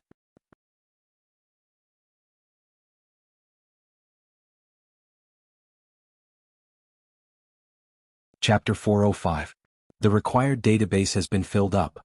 Well, thank you everyone. There are 2 updates today. Rogues were actually a profession that could be easily cheated. Although rogues had all kinds of abnormal means, and warriors had all kinds of resistance and endurance, they were naturally proficient in a variety of skills and had mastered the most basic skills. Rogues did not lack the level of cheat-like achievements. For example, killing monsters of more than 10 monster levels, sneaking alone into a dungeon with a challenge rating of 12 or above to steal treasures, or using a combination of high agility and items to play a little shocking acrobatics, and forcibly dragging a group of professions to death. This kind of thing was not rare. Rogues were a profession system that made it easy for people to play their own strengths. They could sneak, attack, assassinate, dig holes, pick locks, steal, alchemy, poison, have good knowledge, perform well, have good hearing, and are easy to get up in the wild. In the comprehensive basic skills, no profession was more versatile than rogues. Rogues had the most basic skills. So after bypassing the ancient mummy and getting what he wanted, Soren had a new idea in his mind. He was ready to kill this legendary ancient mummy because the slaughter EXP it gave would not be much less than an adult white dragon. Soren was less than 200,000 slaughter EXP away from entering the legendary realm. With the anti-detection cloak, even if he encountered a powerful enemy, as long as he did not have true sight, no one could stop him. The ancient mummy was not easy to deal with. There were 2 main headaches. The first was that as a high undead, it was quite resistant and belonged to the undead species at the meat shield level. The second was that it was born with a spell-like ability called Ghoul Touch. In the case of ordinary attacks, it could launch negative energy erosion, making people with insufficient immunity to directly freeze in place, and it was possible to steal some of their attributes through negative energy erosion. Ghoul Touch, Level 2 spell. After hitting the target, a mandatory test of fortitude will be triggered, and the target that cannot pass will enter a state of paralysis. When activated, it will produce a stench, making nearby enemies feel nauseous and slightly affected. The difficulty of Ghoul Touch is affected by the spellcaster's casting level or the level of the creature. Vampiric Touch, Ghoul Touch. These 2 spells were not high-level spells, but they were very useful. The most disgusting thing about the ancient mummy was that its normal attacks would automatically carry the Ghoul Touch effect. Soren wasn't afraid of this spell. After all, his physique was very high and his toughness was comparable to many warriors. Among the people he brought here today, except for the Oriental dancer, whose toughness was relatively low, the others had a high chance of passing.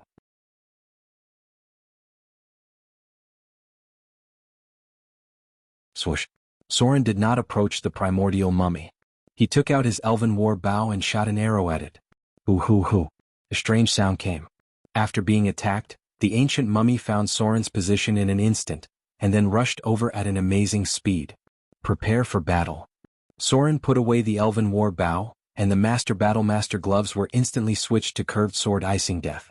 As his figure rushed out of the shadows, a monster wrapped in bandages also appeared behind him. The ancient mummy was different from other mummies. The bandages on its body had almost been integrated into its body. The dry skin and the bandages were stuck together, and the whole body seemed to have an extra layer of skin. A stench filled the air. The Oriental dancer wrinkled her nose involuntarily, but the others were not affected. It's an ancient mummy? The desert warrior had a lot of knowledge about mummies. When he saw the monster behind him, his face immediately changed and he said, "Be careful not to touch it. Its attack can paralyze people." After all, he was still a little slow. Seeing the ancient mummy chasing after Soren, as a qualified meat shield warrior, the dwarven juggernaut directly raised his shield and rushed over. Shield charge. Bang. The primordial mummy's figure was blocked by the dwarf warrior. The dwarf warrior was like a wall, forcing the primordial mummy to take a step back. Shield bash. The two sides collided in an instant. The moment the dwarven juggernaut came into contact with the ancient mummy, he trembled in the blink of an eye as if he was shivering, but he quickly recovered. He swung his heavy battle axe and smashed it down, roaring, "Damn undead! What the hell is this?" Immunity passed. Among all the people present, the dwarven juggernaut was undoubtedly the strongest. Seeing this scene, the desert warrior could not help but breathe a sigh of relief. Then he waved his curved sword and joined the battle. Soren had been paying attention to the movement behind him. After finding that the dwarven juggernaut could resist the immunity test, he could not help but turn around and join the battle group. As long as the meat shield was not afraid of the effect of ghoul touch, it would be much easier to kill the ancient mummy. Shadow strike. Sword form, beheading. Soren jumped up from the left and instantly slashed the head of the ancient mummy with his sword. The enemy's body was extremely tough. It felt like he was chopping on dry iron wood. At the same time, at the moment of contact with the other side, there seemed to be a piercing chill. This was the negative energy field of the ancient mummy. When cut. The main force responsible for the output was still Soren and the Oriental Ronin. The role of the desert warrior was still the second meat shield. If the dwarven juggernaut could not withstand the immunity and was paralyzed, then he would temporarily act as the first meat shield. The only one who did not dare to get too close was the Oriental dancer. She did not know if it was for psychological reasons or her fortitude was too low, but when she was slightly touched by the ancient mummy, the woman's face was a little pale. After only hitting the enemy once, the Oriental dancer turned to harassment and attack. It seemed that she did not dare to get too close. But it was her move that made the ancient mummy, who had a certain amount of wisdom, list her as the first target because she looked like the easiest one to break through of all people. Touch of the undead. The ancient mummy suddenly gave up its defense under Soren's storm-like attacks. Its whole body shrank suddenly, and then the bandages on its body suddenly flew out like a poisonous snake. In an instant, everyone had no time to dodge. Whether it was Soren or the Oriental Ronin, they were all blocked by the flying bandages. A row of data appeared in front of Soren's eyes in an instant. Attacked by the ancient mummy. You've been attacked by the spell-like ability, Touch of the Undead, of the ancient mummy. You've been seriously eroded by negative energy. Test of fortitude failed. You've received 42 points of negative energy erosion damage. You've been temporarily absorbed 2 points of strength and 2 points of constitution. Damn it. It was a spell-like ability that absorbed attributes. The 4 melee professions present were all hit. Each of them lost 4 points of attributes, and their combat power suddenly decreased by a lot. However, the ancient mummy did not continue to attack them. Instead, it turned its eyes to the wandering Oriental dancer. In an instant, it rushed over, and the bandages on its body wrapped around her like a whip. Hazy dance. The Oriental dancer's face was pale, her body turned into 3 phantoms, and she retreated frantically at the same time. But it was a step too late. All the phantoms she turned into were hit by the bandages, and then her whole person seemed to be frozen in place. Sure enough, her fortitude could not be immune to the effect of Touch of the Undead. A trace of despair emerged. Seeing the ancient mummy rushing over, the Oriental dancer, who was completely stiff and had lost the ability to move, couldn't even close her eyes. Legendary monsters always had the ability to crush enemies below the legendary level. The shadow of death came. Just when it was too late for others to rescue her, and they thought that the Oriental dancer would die in the hands of the ancient mummy, Soren's figure suddenly disappeared. Evade sight. Shadow jump. At this time there was no way to hide her strength. Although Soren and she were using each other, he did not want her to die like this. Bang. At the moment when the Oriental dancer was desperate, Soren's figure suddenly appeared from behind her shadow, and then directly knocked her body away. He gritted his teeth and took an attack from the ancient mummy. Stone skin. The cold and biting negative energy emerged with a stench. Soren, whose attributes had been reduced by a full 4 points, could not resist the fortitude immunity in an instant, and his whole person stood stiffly in place. Bang bang bang. A series of attacks fell on him like a storm. It would obviously take some time for others to rescue her. In this case, Soren's only way to save his life was to rely on Stone Skin to resist. With just 2 attacks, the stone skin gradually collapsed. Every time the ancient mummy touched him, Soren would be affected by negative energy. Any of its attacks would have an additional 10 points of negative energy erosion damage. Even with Soren's more than 200 HP, he was suddenly put into a seriously injured state. After all, they were not long-term teammates. The speed of the other's rescue was obviously half a beat slower, especially the Oriental dancer who was knocked away by Soren. She didn't seem to think that Soren would save her in this situation, and she was stunned for a second. This stupid woman. Soren could not help but have a trace of violence in his heart. In the case of being paralyzed by ghoul touch, the possibility of these teammates in front of him saving him was less than 30%. The paralysis effect would not disappear soon. If he did not use his trump card, it was very likely that he would die in the hands of the ancient mummy. Finally, Soren decided not to hide his strength anymore. His eyes were instantly bloodshot, and his originally stiff body let out a crackling sound. A violent aura appeared on his body, and at the same time the paralysis effect of the ghoul touch was forcibly removed. Slaughter form. Sure enough, he couldn't be too soft-hearted. He actually forced himself to become a slaughter.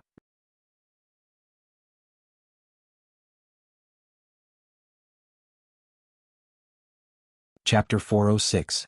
Slaughter, Death, Destruction. A violent aura emerged from Soren's body.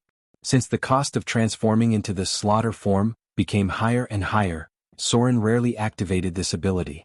But he didn't expect that he didn't use this ability in many fights on the North Coast. Today, in order to save a woman, he had to activate the slaughter form again to protect himself. Because the ancient mummy was a legendary monster, Soren didn't have the confidence to resist the effect of the ghoul touch until the end.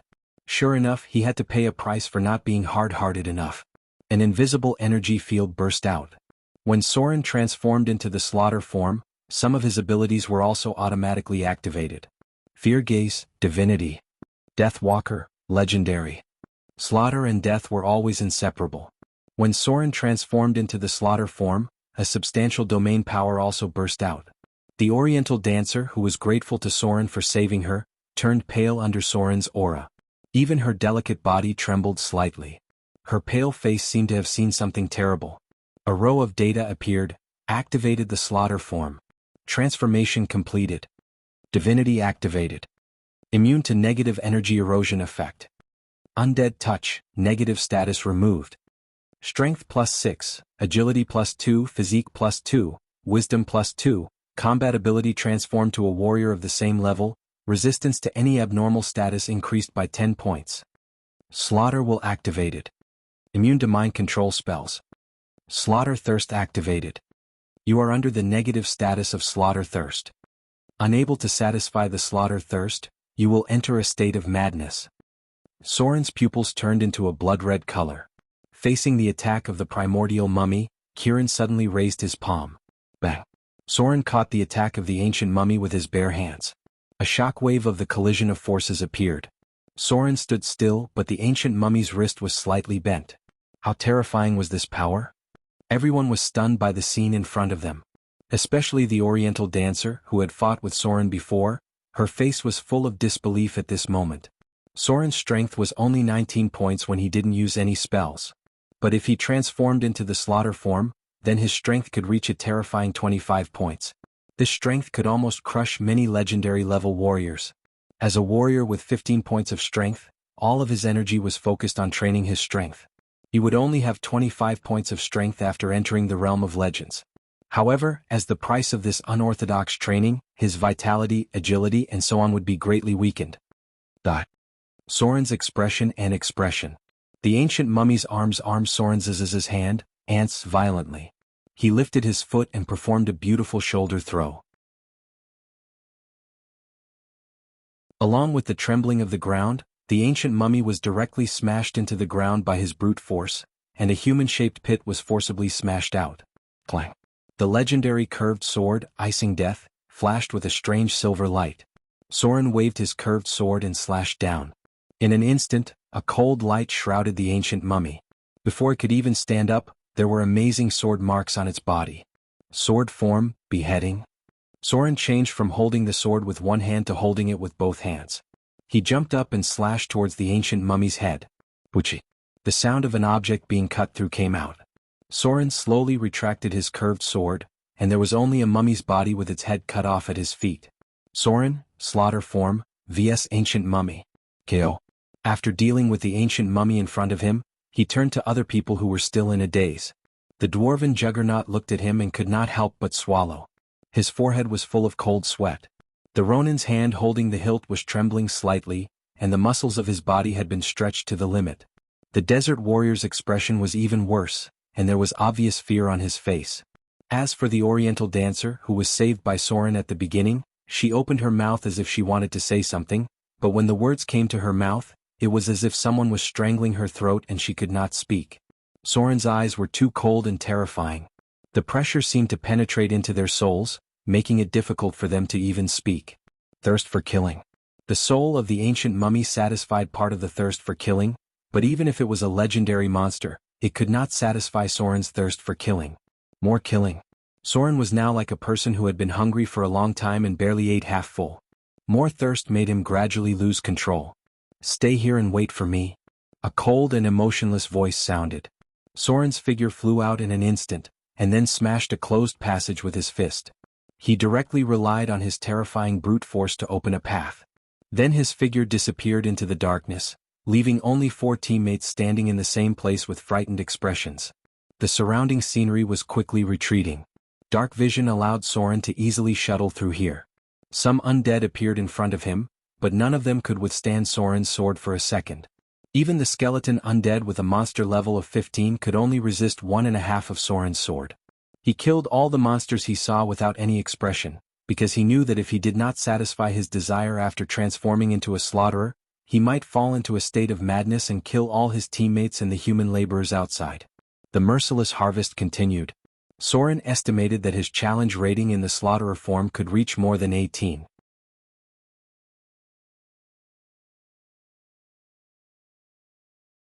In the entire ruins, the only one who could fight with him was the Baler that was sealed in the deepest part of the ruins. Thirst. The thirst for killing came from the soul. These trashy monsters wandering in the ruins could not satisfy Soren's thirst for killing.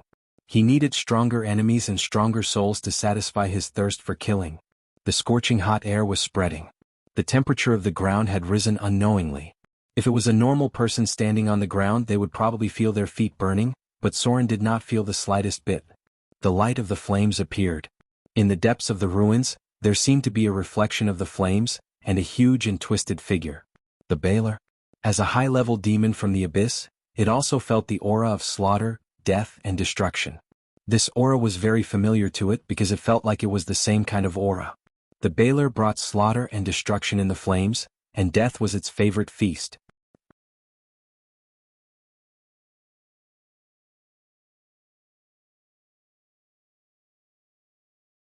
Chapter 407. Scorching Flames. In the depths of the underground ruins, which should have been pitch black, flames had been ignited near the passageway. The torches that had been there for an unknown period of time, as well as the lamps that were filled with oil, were all ignited automatically under some kind of power. It was said that the land where the Baler walked would burn. Although there were very few people who had seen this terrifying monster, legends about it were still circulating in the mortal world. Because in the stories of mortals, the Baler was close to the most powerful enemy. The challenge level was equivalent to an old red dragon, and most of the dragons that appeared in the stories of mortals were young and adult dragons. If one went higher, then one would basically need to challenge the existence of the deities. The abyss was a place of chaos and evil. There were many types of demons and new types were born almost every day. But there was no doubt that the true master of the abyss was the Tanar'ri demons, which were the current third-generation abyss demons. Before them, the ruler of the abyss was the Orbis demons, the descendants of chaos and destruction. They were the creations of the first batch of chaos demons and once ruled the abyss for a long time. But then humans were born. Before the current order had truly taken shape, the souls of dead humans began to enter the bottomless abyss. The Orbis demons were very interested in the souls of these mortals. They used their own chaotic power to transform these souls and finally created the Tanar'ri demons of today. The demons created by fusing human souls were abnormally powerful and numerous. In the end, the chaotic war in the abyss broke out. The Tanar'ri demons overthrew the second-generation demon lord and became the ruler of the abyss. Now, even the many demon lords in the abyss were also born as Tanar'ri demons. they had the spiritual power of humans. The Baler was the best among the Tanar'ri demons and also a high-level demon that inherited the power of chaos and flame. Even in the abyss, the Baler demons were the absolute ruling class. They stood at the top of the demon race, second only to the demon lord. They were one of the few high-level demons born with divinity and had always been the main force on the abyss battlefield. A Baler demon was the demon lord in any place in the abyss and controlled a large number of demon armies. Note, to challenge the Baler demons in the abyss, one must face the demon army. Name, Baler, high-level demon, large otherworld creature. Race, Tanar'ri demon. Attributes, Strength 35, Agility 25, Constitution 31, Intelligence 21, Wisdom 24, Charm 26. Alignment, Chaotic evil creature level, 25 plus challenge level, 20 plus HP, 360 plus godhood. None divinity, lesser divinity domain, flame, chaos, evil. Treasures, standard coins, double treasures, plus 3 abyssal beheading sword, plus 3 abyssal flame whip.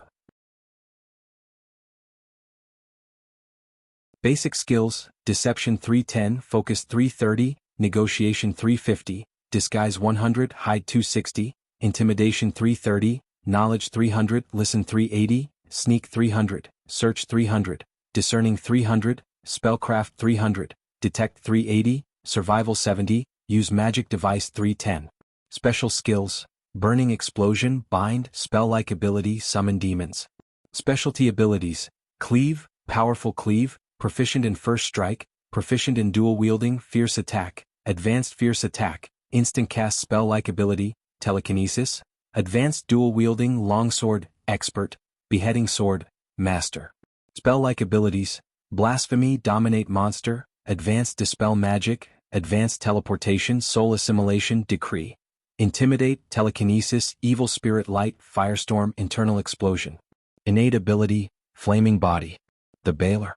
It was a textbook monster in the abyss. Almost any adventurer who was ready to go to the abyss would remember the basic information of the Baler. When Soren felt the surrounding temperature rise, a large amount of data had already appeared in his mind. When he first went to the abyss, the Baler was one of the monsters he paid attention to. Because if he encountered this monster, he had to know enough about it to defeat it. It was too strong. Challenging the Baler was not much easier than challenging a demigod. The thirst for slaughter continued. Soren's mind did not disappear because of his transformation, but there was an extra desire to fight and kill. The Baler was the only enemy here that could satisfy his desire to kill. Flames. A huge shadow. When Soren went through the dark tunnel, the light in front of him suddenly became abundant. In front of him stood a huge monster that was burning with raging flames. It had a pair of demonic horns and a pair of wide demonic wings on its back. However, it was basically useless in this narrow underground ruin. The Baler was more than 12 feet tall and weighed more than 5,000 pounds.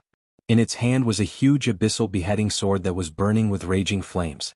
The Baler was also a high-level demon that mastered dual wielding.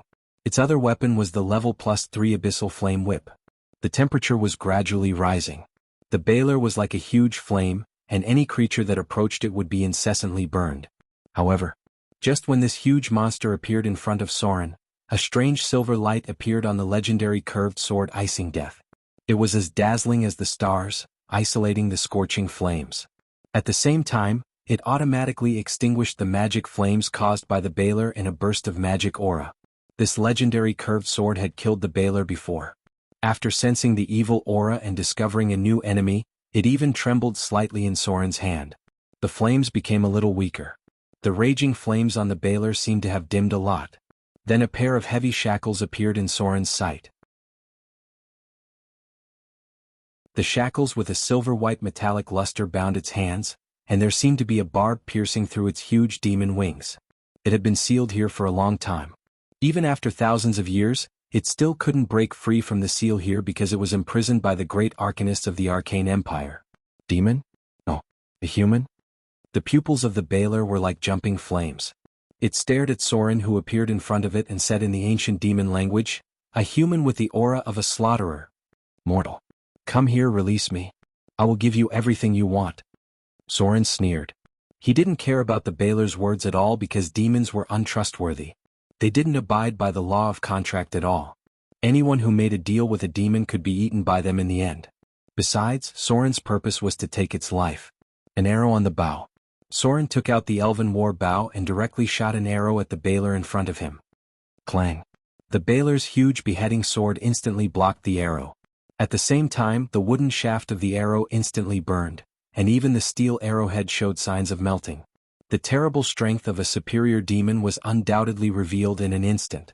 Unless it was a legendary existence, it couldn't even get close to it because the body of the bailer was scorching hot.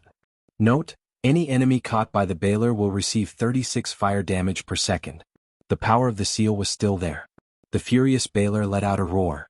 It took a step forward, and in an instant the shackles shackling it appeared with a faint magic aura. Then it groaned. The chain was connected to the wall behind it, and there was a huge 9-pointed star array on it. There were slight traces of cracks on the surface of the array, and there were wreckage after the battle nearby. These were left behind by adventurers who had explored this place before. The mark of the bailer on the map was also left behind by them. Damned mortal. The bailer let out a roar. The shackles that bound its hands couldn't stop it from attacking Soren. The bailer fiercely waved its flame whip and flew towards Soren in front of it. A flame that was more than 10 meters long. The flame whip came with a whistling sound. It was as flexible as a poisonous snake and blocked all of Soren's escape routes. What? Soren's eyes narrowed. His figure rose into the air and he didn't have any intention to dodge. Instead, he directly slashed at the flame whip. A silver stream of light appeared. The flame on the flame whip seemed to dim and then gradually extinguished. Then the bailer shook its hand and took it back. It stared at the curved sword in Soren's hand. The flame in its eyes jumped and it said in a deep voice, "This weapon has a disgusting aura." The first round of confrontation. It seemed that both sides were probing attacks. Although Soren saw the shackles on the bailer with his own eyes, he didn't have the slightest idea of attacking rashly. The sealed flame bailer was still a flame bailer. No matter how it was trapped in this underground ruin, its challenge rating of more than 21 would not lie. Soren had encountered this kind of sealed high-level demon more than once. Although they were trapped somewhere, it didn't mean that they had no fighting power. For example, even if Soren had no weapon, even if his hands were shackled, his powerful attributes and abilities could still turn him into a terrible killing machine in an instant. The seal here had been loosened. There were 2 broken pillars behind the bailer. Originally, the shackles on its hands should have been wrapped around it, but now only the barbs on its back were connected to the wall. This allowed it to have some mobility. Soren's mind was working quickly, thinking about ways to kill the bailer in front of him, and also calculating its danger. Oh! The flame whip once again turned into a flame. The chaotic nature of the bailer made it so easy to be provoked. It shook the flame whip and wrapped it around Soren as if it was going to catch him to its side. What? Soren jumped away again. The bailer that was chained in place had a limited attack range, so the danger to him was reduced a lot. But just as Soren jumped away from the attack, a grin appeared on the bailer's face and it growled, "Mortal! You can't escape." Spirit summon. The evil magic aura emerged. The bailer raised its hand and pointed at Soren, and it launched its spell-like ability. Soren's body was hit in an instant. Immediately, a row of data appeared in front of his eyes. You've been attacked by the bailer's spirit summon. Slaughterer form activated. Divine power transformed. You're immune to this spell effect. Soren landed safely. The bailer's expression seemed to be a little unbelievable. It roared and waved the flame whip again, and at the same time, launched another spell ability toward Soren. Law, Intimidate. The flame whip whistled past, and the evil magic aura fell on Soren again. But this time, Soren didn't even plan to dodge. He directly resisted the spell of the bailer, and at the same time, waved his curved sword to cut the flame whip. A data prompt appeared. You've been attacked by the bailers. Law, Intimidate. Slaughterer form activated. Divine power transformed. Your HP is higher than 200. Toughness passed. You're completely immune to the effect of this spell. Soren's mouth showed a sarcastic smile. He dared to come here to challenge the high-grade legendary bailer because he was basically immune to the opponent's control ability when he transformed into a slaughterer. Spells like Law, Intimidate were very likely to be ineffective against Soren, who had a strong HP. Few of the bailer's control spells could work on him.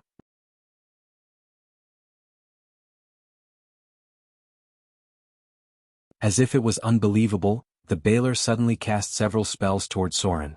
Mind control. Immune. Evil aura. Immune. Blasphemy. The angry Baylor uttered ancient blasphemy. This evil language seemed to have some kind of powerful magic. When it spoke this depraved language, the air around was filled with evil energy. This time, Soren was no longer unmoved. His expression changed a little.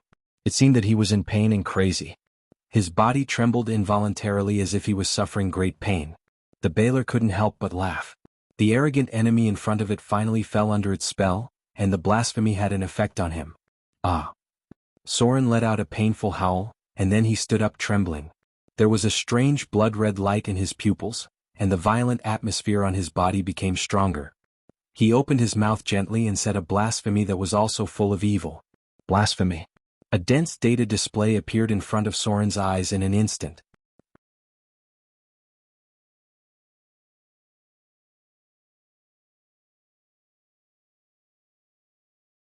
Chapter 408. Rewind time to 1 second ago. When the Baylor uttered the blasphemous words, Soren's brain also seemed to be struck by lightning in an instant. A burning breath emerged from his body and flowed all over his body in an instant. Not only that, but Soren's powerful memory ability also seemed to be activated by some kind of power, and he instantly remembered these blasphemous words that he could not understand at all. This was the power of the oldest evil god and one of the abilities that the gods of the evil alignment were good at. Pain. Soren's brain seemed to be pierced by some kind of power, and he instantly understood the ancient blasphemous words. Blasphemous words, pain. This power seemed to be so compatible with him at this moment, and Soren actually mastered it in an instant. A series of data appeared. You are affected by the effect of blasphemous words. Divinity of slaughter transformation. Divinity of fear transformation. Slaughterer form activated. Eidetic memory triggered. Encyclopedic knowledge triggered. Your alignment is lawful evil. Divinity level is minor divinity. You are immune to this blasphemous damage. The compatibility between your level of evil and blasphemous words is 91%. Divinity mastery ability activated. You have learned a new ability, blasphemous words. Blasphemous words. As the name suggested, it was a special power of the evil alignment. This was the oldest blasphemous words. Only some powerful and evil beings with divinity could master this ability. Otherwise, they could only master the lower level of blasphemous words, which was the special spellcasting ability used by the blasphemous priests in Whiterun. Some priests who were favored by the gods also had this ability, but they mastered Word of Truth. If they could become the chosen or favored by the gods, this ability could be upgraded to Holy Word. Good and evil. The abilities mastered by these two camps were different, but the most fundamental power of evil was still blasphemy. Under normal circumstances, even if Soren wanted to master blasphemous words, he had to go through an evil sacrificial ritual, and perform a depraved blasphemous ritual during the sacrificial ritual. The ritual process was different according to the god sacrificed. If it was a demon, then it was likely to be a bloody ritual.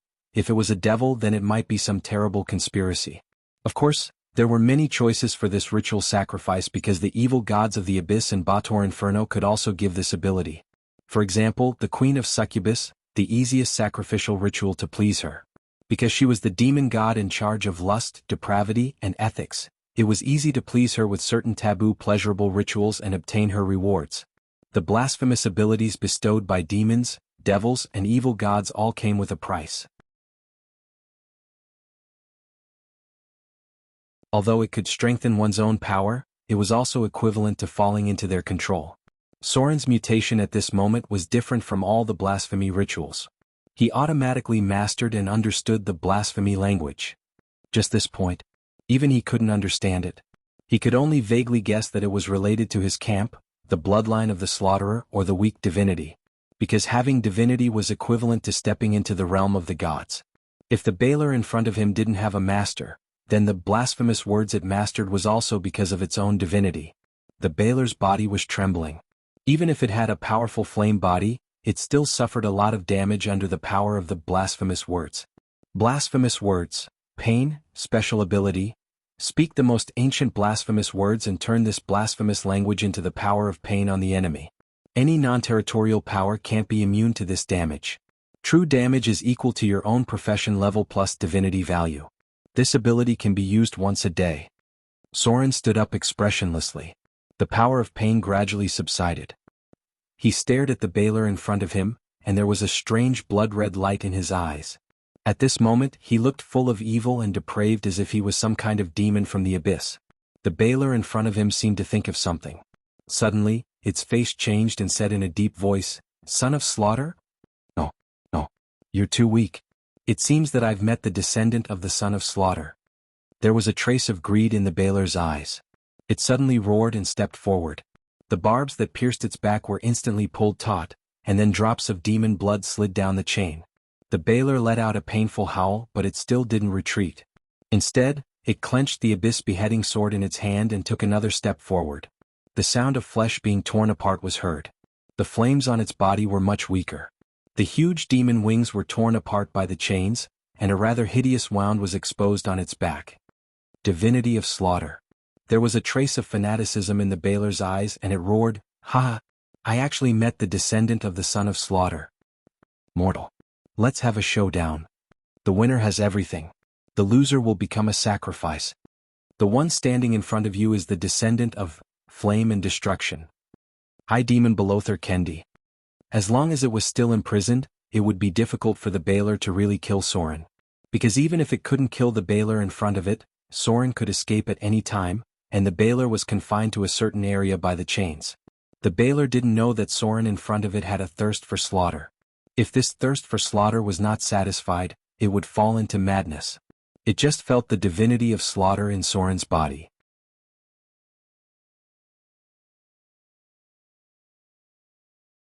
This power activated its crazy nature, so in order to kill Soren in front of it, it was ready to break free from the chains. Slaughter and destruction. The two most powerful divinity in the abyss. Although they were not the gods who controlled these two divinity, these two powers still created a level 27 Baylor, and Soren, who was now above the ordinary legends. Boom. A trace of cracks appeared on the wall where the chains were connected, and a tearing wound appeared on the Baylor's body. Its hands were still shackled, but the chains that imprisoned it in place were pulled out little by little. There was a sharp barb on its back, almost piercing through its shoulder blade. There were strange silver runes on it, and this was the power that kept it in place, unable to leave. But now it was forcibly breaking free, and with a gush of demon blood gushing out, the Baylor roared in pain and madness, and once again took a step forward. Its injuries were getting worse, but the power of the seal was getting weaker and weaker. Greed and madness appeared in the Baylor's eyes. As long as it could kill the mortal in front of it and take the divinity of slaughter, then the price it had to pay now was nothing. As a powerful high demon, it was confident that even if it was heavily injured, it could still kill the mortal in front of it. Baylor, Belother Kendi, Monster Level 27, Heavily Injured, Seal Weakened, Grade 6. Soren, Slaughter Form, Class Level 18, Grade 4.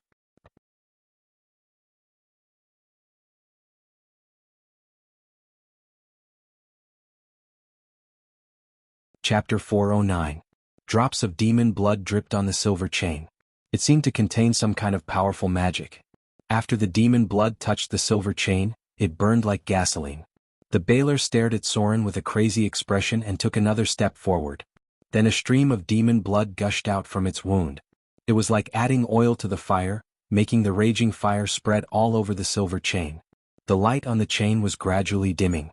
It seemed that the demon blood eroded its power and the ancient runes on it. Soren, who was about to make a move, stopped. He stood in place and looked at the Baylor, who was walking forward step by step with a ferocious expression. Demon blood. The origin power of high-rank abyss devils was a bloodline ability they were born with. This kind of power was quite precious. In the abyss, only after the other demons under their command had made considerable contributions, the higher demons would give them this kind of power to promote the weaker demons. This kind of promotion would reduce the power of the higher demons, so it was also an ability that was rarely used by the higher demons. Most of the time, the lower demons needed to rely on killing to promote bit by bit, from the weakest stretch to the intermediate demons. Although demons had bodies, they were still soul creations in essence. Their souls had transformed into corporeal entities. Therefore their growth had a mutation type. The power that the Baylor used at this moment was the demon blood. This blood was not only its vitality, but also part of its own strength. It used this as a price to break the seal on the chain. In short, if it was Soren who was trapped now, then not only would his HP be reduced at this moment, but also the slaughter EXP he had gained in the past battles. This kind of loss of power was permanent. The lost HP could be gradually recovered, but the lost slaughter EXP needed to be regained. The Bela was breaking the seal in this way. The price it paid was that its power would be reduced, and it might even directly drop a grade. The Baler was willing to pay such a price, which meant that Soren's value was amazing in its eyes. After confirming that the Baler was using the demon blood to corrode the chain, Soren was not in a hurry to launch an attack. Although the Baler was now trapped in the chain, its combat power was not affected much. As long as Soren was within 15 meters of it, the Baler could launch a fierce attack at any time, and even turn the nearby area into a sea of fire.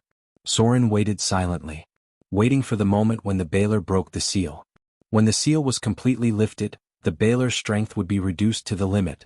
At that time his chances of winning would be higher than now. Both sides wanted to kill each other. In the eyes of the Baler, Soren had an incomparably delicious divine power. In Soren's eyes, killing the Baler that also had minor divinity. The slaughter form limited Soren's spellcasting ability. This was a bit disadvantageous for him because the slaughter form was similar to the Tansen's polymorph. Although it changed his combat power to that of a warrior of the same level, it also made him unable to cast spells. Soren could only use the abilities brought by divine power, as well as the spell-like abilities of his own talent. Note: spellcasting requires concentration and a clear mind. The thirst for slaughter greatly affects spellcasting ability. However, Soren's chances of winning were not low. Otherwise he would not just stand there and wait. He had challenged the Baler in the bottomless abyss, so he was very clear about the fighting style of this powerful monster. The narrow terrain here limited its ability to fly, and it also limited the fighting skills of large weapons. Without enough space, the power of the Baler's 2-meter-long abyssal beheading sword was greatly reduced. Soren would not fight a battle that he was not confident in. Only when his chances of winning were more than 50% would he take the risk. Boom. The Baler roared and took another step forward. At this moment, the silver chain on its back was stretched to the limit, and the silver runes on it became very dim. The true demon blood turned into a raging fire and melted it little by little. The source of the Baler's power was fire. Its true demon blood was the hottest fire in the bottomless abyss. Even the seal left behind by the Arcane Empire could not resist this powerful force. Crack. When the Baler's huge body of more than 5,000 pounds took another step forward, the already fragile chain directly broke.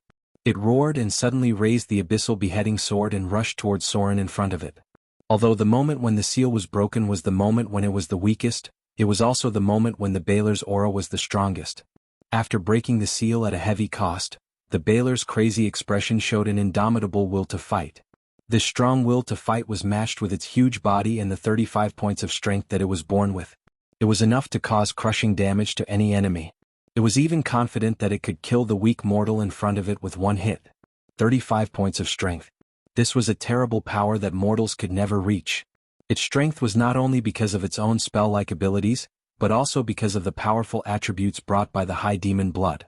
Rumble. The Baler rushed over like the bravest warrior. It swung the 2-meter-long abyssal beheading sword with one hand as if it was weightless.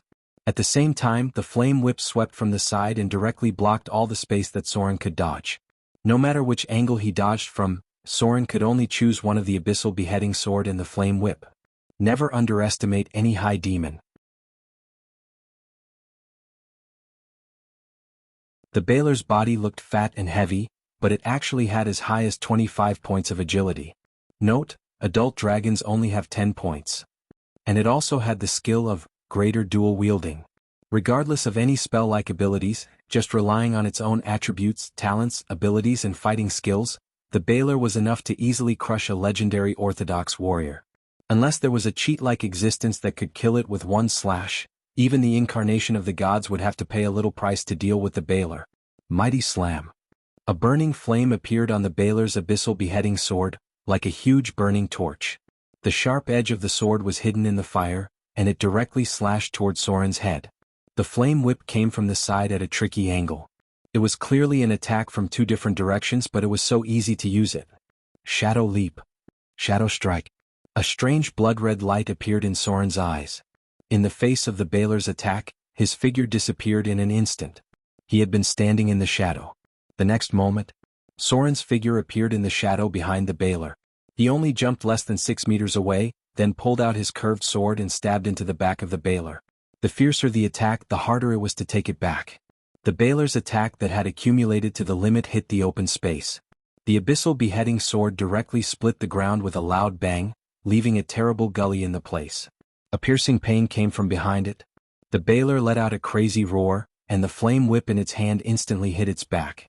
The whip was a very flexible weapon, and the abyssal beheading sword was a very overbearing weapon. These two weapons were extremely difficult to master. Only the Baler could use them so well. Sword form, heavy hack. In the face of the flame whip coming from the side, Soren's expression did not change at all. The hot flame enveloped him. This was the fire of the Baler. Ordinary people could not even get close to this terrible monster. However, Soren was not afraid of the flame, because the curved sword was emitting a strange silver light. No flame could get close to his body. Even the nearby magic flames were extinguished by this legendary weapon. Time froze at that moment. The flame whip swept over with a roar. Soren suddenly rolled sideways and dodged the Baler's crotch. The opponent was 12 feet tall and weighed more than 5,000 pounds. It was too big for Soren. He had enough space to use the swordsmanship from the Underdark. With a cold and ruthless light, Soren directly launched the sword form, heavy hack, under the Baler's crotch. Wuxia. A gush of blood spewed out. Then, like an unstoppable fountain, Soren cut a 30-centimeter long wound in the Baler's groin amid its painful and mournful screams. Its huge body gave it terrible power. However, this size also gave Soren enough space to perform. At this moment of life and death, he did not care about any face or demeanor. No matter how bad the skill was, Soren would not hesitate to use it. Damned mortals! The immense pain made the Baler's body tremble. No male creature would be able to continue fighting as if nothing had happened after being cut in the groin. Soren's cold eyes did not change at all. When he rolled under the Baler's crotch to dodge, he also appeared at the lower corner of the opponent, which was also the attack range of the Abyss beheading sword. The Baler, who was proficient in dual wielding, shook the flame whip and instantly retracted it. At the same time, it waved the huge Abyss beheading sword and slashed at Soren. It wanted to cut the damn mortal in front of it in half. Its 35 points of strength gave it enough confidence to crush the enemy in front of it with one sword. Swing sword form. Soren slammed his palm on the ground. The huge force made a clear palm print on the ground. The reaction force from the ground made Soren's body fly half a meter in an instant. Then the curved sword icing Death's body bent about 30 degrees when it touched the hard rock. The second reaction force took effect on Soren's body. He rotated at a 360 degrees angle and moved about a meter away. The next moment, the heavy Abyss beheading sword swung down and cut a crack more than 2 meters deep on the ground. Soren, who almost dodged the sword edge, did not hesitate and slammed his palm on the ground again. The huge force made his whole body fly back and directly move a distance of nearly 5 meters. As the top legendary rogue in the past, his fighting skills were not just limited to the sword form. Although he didn't have Shadow Realm or Shadow Step, and he couldn't use the unpredictable surprise attack ability, his strong enough attributes had allowed him to use many extraordinary combat skills. No rogue could casually stand at the top. Soren used to challenge a saint as a legend. Fighting with only the abilities of a rogue was undoubtedly courting death. Sword form, horizontal slash. Shadow strike. The fighting skills from the east required the support of Ki. The monk's wind walk, non-stealth ability, traceless steps and chain steps allowed them to instantly rush to the enemy's side. As a rogue, although Soren did not master these special fighting skills, he also had other ways to accomplish this. Soren slammed his foot on the wall, and then his figure flew out like a sharp arrow. He rushed over from the left side of the Baler, and his curved sword turned into a stream of light and pierced the enemy's heart. The Baler, who had been thwarted several times, seemed to be crazy. It almost did not dodge and slashed its sword at Soren as if it wanted to die with him. The powerful body of a higher demon made it difficult for it to die so easily. The flame body of the Baler was no longer an ordinary thing. Just stabbing the heart could not kill it immediately. On the contrary, it was difficult for Soren to resist the power of the sword in the hands of the Baler. Shadow leap. Time froze again. Soren flew out like a sharp arrow. This seemingly fierce attack went straight to the heart of the Baler, but after rushing about 3 meters in front of his body, Soren's figure entered the reflection of the stalactite above the underground ruins. Then in the next moment, Soren disappeared into the shadow, and then appeared again in the shadow behind the Baler. Shadow leap 7 meters. The fighting skills of a top rogue were undoubtedly revealed at this moment. Soren successfully launched Shadow Leap in less than a millisecond after entering the shadow, and then appeared behind the enemy in an instant. Sword form, waist slash. Shadow strike. Soren held his sword with both hands and slashed at the body of the Baler in an instant. The hot demon blood spilled on his body along with the fire. Even at this moment he was still expressionless. But he looked so cold and ruthless, like the most terrible killing machine. This was his real strength at the peak of his strength. Only after transforming into a slaughterer, Soren's basic ability could support him to burst out with the real legendary combat power. P.S. If you have a recommendation vote, please vote for it.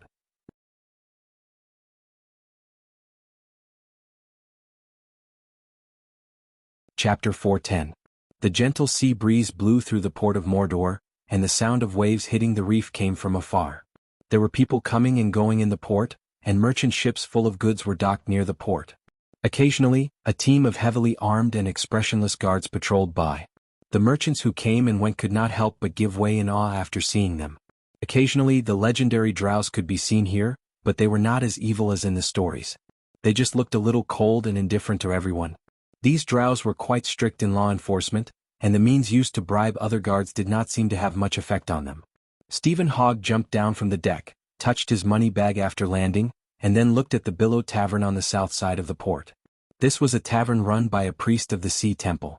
On the other side of the dock was the more luxurious Golden Crown Inn, which was the best place to spend money in Mordor, with the most expensive wine and the most beautiful maids.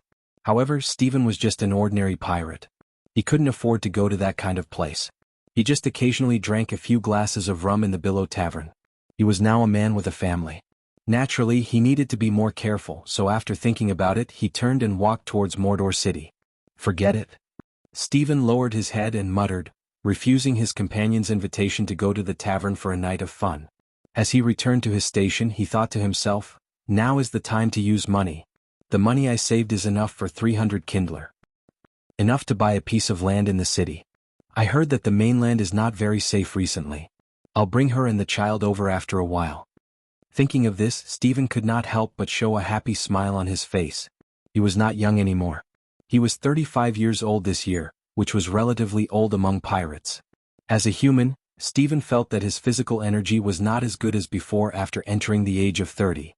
Although he had the strength of grade 2 and his combat experience was quite rich, after all, age was unforgiving. People in middle age could not avoid aging. This was the same even for advanced professions. In the last decisive battle with the pirate king Ashrod, Stephen was stabbed in the abdomen and lost a lot of blood at that time. Although he had recovered now, there were still some internal injuries. Stephen drifted on the sea for a long time. After so many years of life and death battles, he was already tired of it, so he planned to apply to join the city guards after handing over this mission. Change to a more stable job. In Stephen's long career as a pirate, he had followed many pirate leaders, but he had never met anyone like Sir Soren, who filled him with hope for the future. Order. Everything in Port Mordor was in good order because there was a strict order here.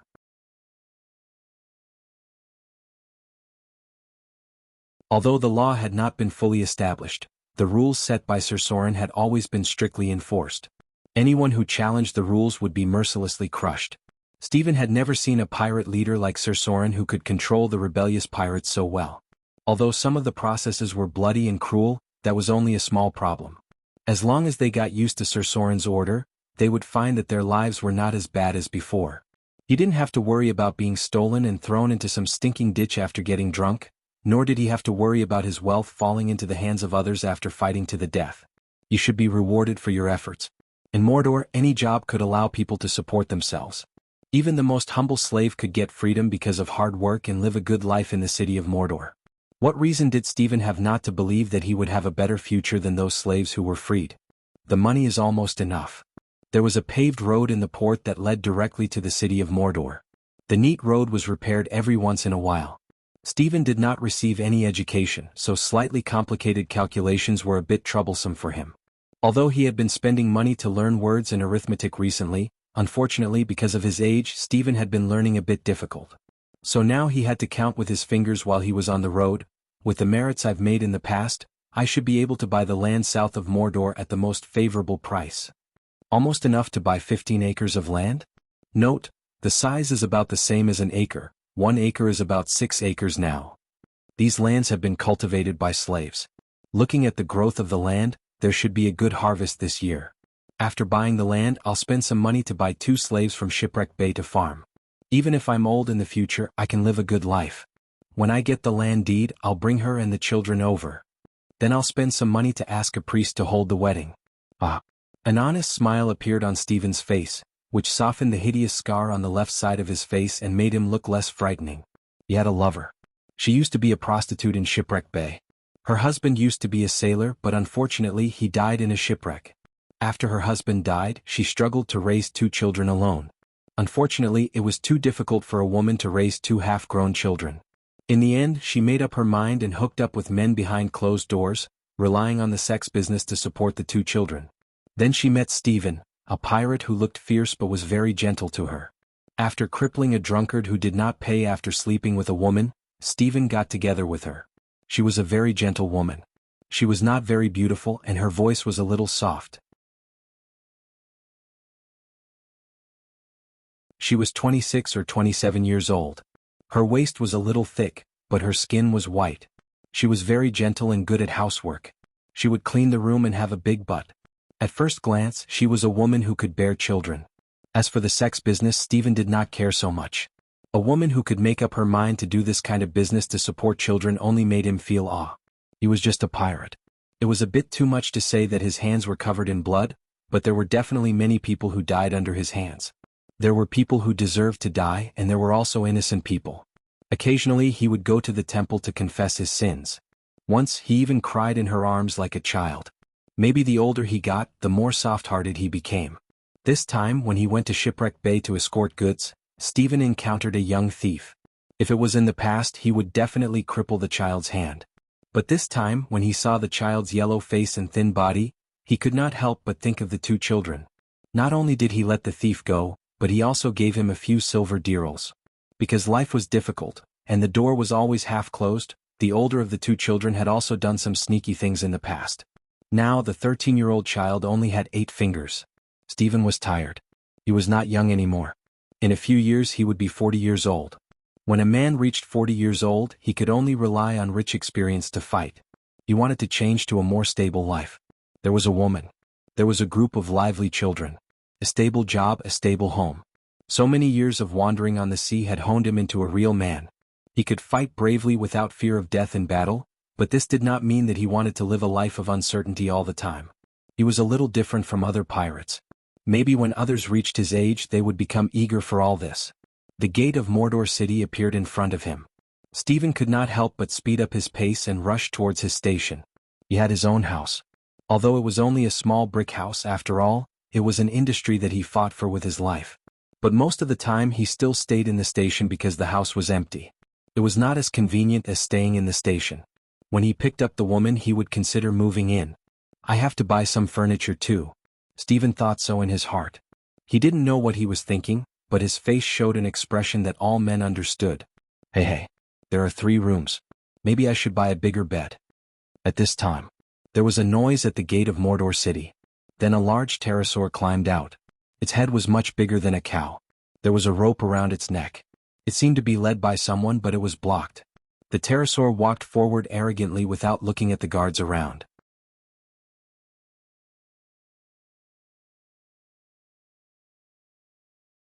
When it came out of the gate, it couldn't wait to flap its wings, blowing up the dust all over the sky. Okay. Little Black, stop it. I'll let you out to play now. A crisp child's voice came from behind. Although he still couldn't see the person, Stephen couldn't help but change his expression. He quickly bowed his head and knelt down on one knee. Miss? This was the treasure of Mordor. Her status in Mordor was similar to that of a princess. Everyone knew that Sir Soren valued her more than his life. Whoosh! The pterosaur's figure rose into the air. Then Vivian, who was standing at the gate in a black princess dress, appeared in front of Stephen. The little girl didn't even notice Stephen kneeling on one knee. After letting go of the pterosaur's rope, she clapped her little hands gently and said, "Let's go. Lol. I'll take you to catch fish today." The petite cat girl was full of happiness when she heard this. She nodded desperately and said, "Meow. Catch fish. Lulu wants to eat grilled fish. Under the sun. Vivian held the little cat girl's hand and walked towards the beach. Stephen also quickly stood up and rushed to the station. He still had to hand over the mission today. Battle after battle. Desperate battles over and over again. Blood, slaughter, death. In the cruel and ruthless game of life and death, the city of Mordor finally stood on this overseas archipelago. Soren didn't just change the fate of Vivian. This city, which was full of vitality, changed the fate of many people. Vivian finally had a stable environment to grow up in. She could live a life her age should have in her free time. Happy. Carefree. Living like a child. After all, she was only 9 years old. And Soren. He would continue to move forward in the killing because of the promise and also because of the protection.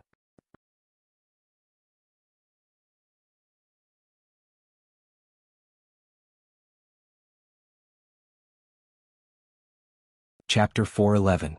Fresh blood dripped down. Soren's breathing was a little rushed. Continuous high-intensity bursts of energy were quite taxing on his body, especially in a battle where the precision was on the millisecond level. It was a great test for his body. However, his current vitality was extraordinary. In just 1 or 2 seconds, Soren had already adjusted his breathing. Vitality not only affected his physical limits, but it also determined his endurance in battle. With his extraordinary vitality, Soren only needed to adjust his breathing a little, and he would be able to return to his peak condition. There was a burnt smell on his skin. Perhaps it was because he was burnt, but Soren didn't feel too much pain. The baler standing in front of him wasn't any better.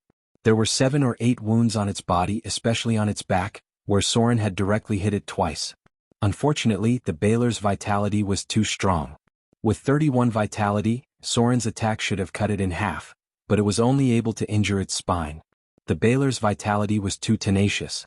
The HP of a high-level demon was basically above that of a legendary warrior. Soren was barely able to push it to the brink of death. The baler was also panting. Even if it was as strong as it had lost a lot of blood and was heavily injured. The speed of its recovery was far from the speed of its recovery.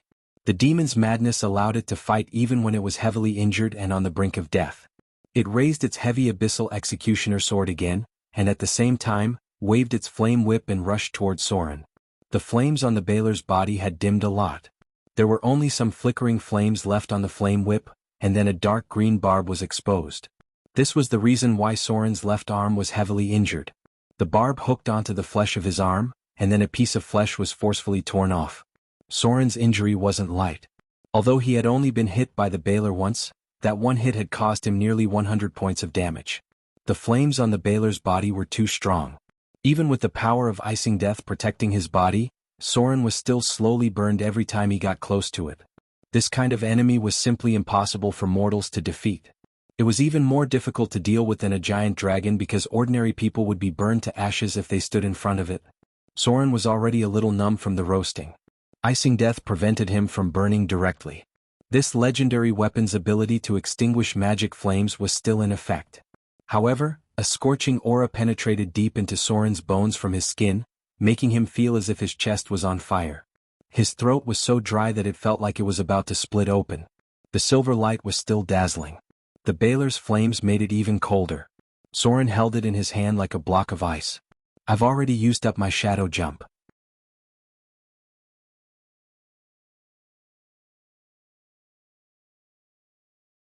Even if Soren was fighting at his peak condition, he still couldn't withstand a few jumps of 100 meters. Both sides were at the end of their tether. That was why Soren had no choice but to roll and dodge the baler's crazy attacks. The huge abyssal beheading sword slashed the wall behind Soren, creating a 2-meter-long crack. At the same time, because of the baler's strength, a crack appeared on the wall. Go to hell, mortal. The baler had made up its mind to force Soren into a corner. The enemy in front of it didn't dare to take a single hit from it, so it completely gave up on defense and used the most violent method to force Soren to take its attacks. Rumble. Soren could only dodge again. The baler's strength was too high. He didn't dare to take it head-on even when he was in his slaughter form. Not to mention that the baler's body was huge. The abyssal beheading sword once again hit the ground. The terrifying brute force caused web-like cracks to appear on the wall. The wall rumbled and the cracks extended to the top of both sides' heads. Solon seemed to have discovered something in an instant. That was why when the baler swung the abyssal beheading sword again, he turned around and returned to his original position. The wind howled. The flame whip whipped towards Soren, and the abyssal beheading sword swept out. Rumble. The wall shook again and the cracks were very obvious. At this moment, Soren was almost forced into a corner. The Baler's face showed a ferocious smile, and it suddenly swung the abyssal beheading sword at him. This damned mortal finally had no room to dodge. Clang. When the Baler swung the abyssal beheading sword again, Soren gritted his teeth and held his sword with both hands to block the attack. Wuxia. Blood gushed out from the wound. Soren's whole body flew out as if he was hit by a speeding car. The huge force caused him to hit the wall with a bang, and his whole body couldn't help but tremble. Strength suppression. The huge difference in size and strength between the two sides made it easy for the Baler to deal crushing damage. Crack. Soren hit the wall behind him. It was like the last straw that broke the camel's back. The cracks on the wall spread in an instant, and a shadow suddenly fell from the top of the Baler's head. Rumble. A sharp cone-like stalactite hit the Baler's head, and at the same time, a lot of debris fell to the ground. This level of damage couldn't kill the powerful Baler. But in the case of the head being hit, the Baler's attack was instantly full of loopholes. Its huge body became a burden at this moment, and most of the falling stones hit its huge body. Die. At this moment, Soren suddenly jumped out with a ferocious expression. His thin body easily crossed the falling boulder, and then after getting close to the Baler, he suddenly reached out and pressed on it. Vampiric touch. A life force full of burning breath poured into Soren's body, and the injuries on his body suddenly recovered a lot. A strange fiery red color appeared on his pale face. Soren jumped up and gently touched the back of the Baler. Then he held his sword with both hands and chopped at the Baler's head. Sword form, beheading. A cold light suddenly appeared. Then blood gushed out crazily. The huge body of the Baler was stiff in place. The next moment it suddenly seemed to be burning. The Baler's body was full of raging flames. Its whole body looked like a huge fireball. Burning explosion.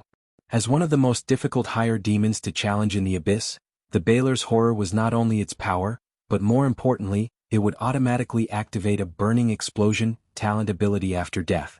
This talent ability would make the Baler explode like a fireball, causing hundreds of explosion range damage to any enemy around it. Back then, countless people had died under the self-detonating corpses after killing their enemies. Boom. A violent explosion sounded and terrible flames surged out. Soren, who had just slashed the Baler's head, was shrouded in a terrible explosion in an instant.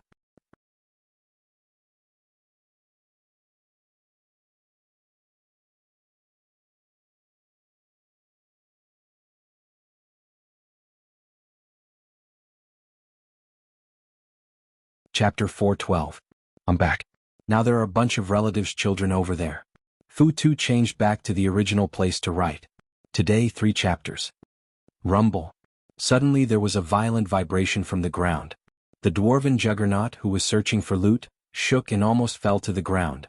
The others next to him also looked at each other with surprise and uneasiness.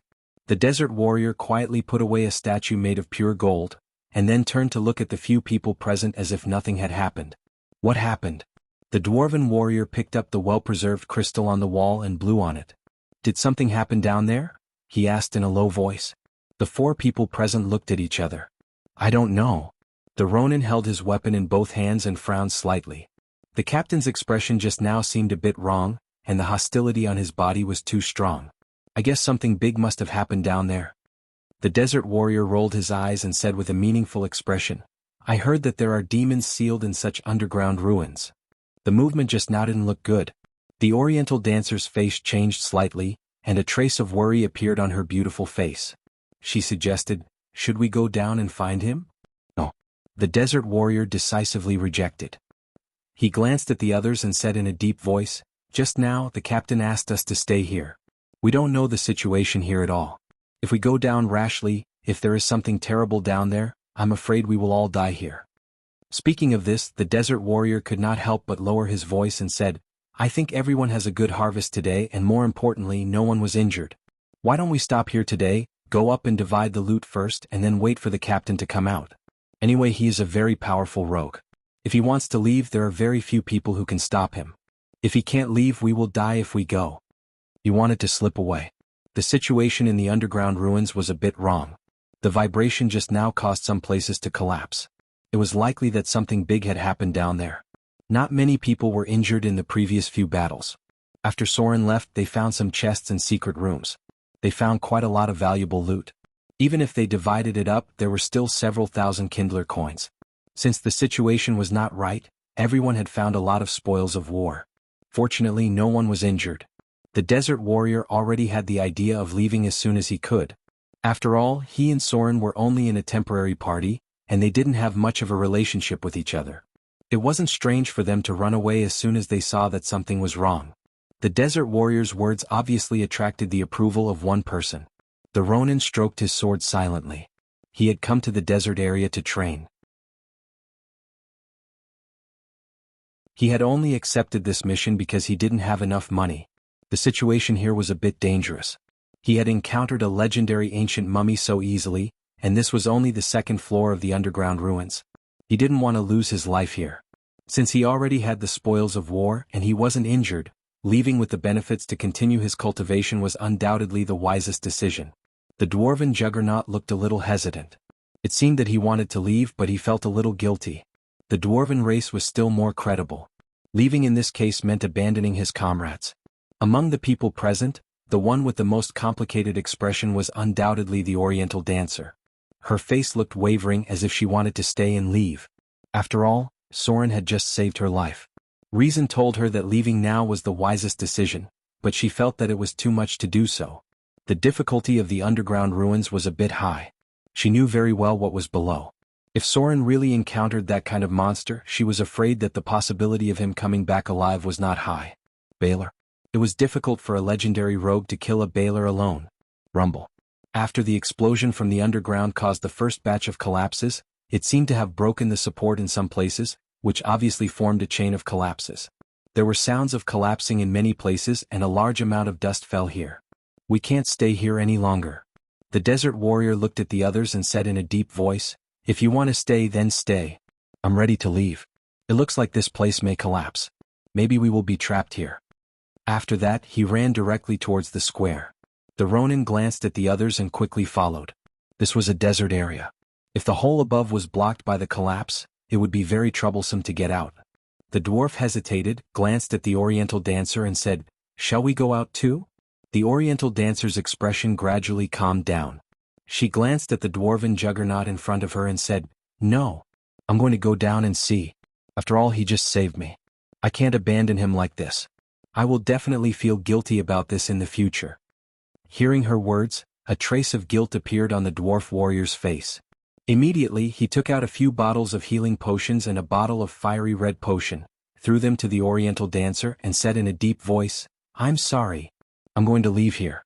This is the healing potion bought from the temple, and a bottle of strength potion from the Grey Valley dwarves. It can temporarily improve your combat effectiveness. Good luck." The dwarven juggernaut picked up his axe and ran out. A lot of dust had fallen here and there were vibrations in the distance.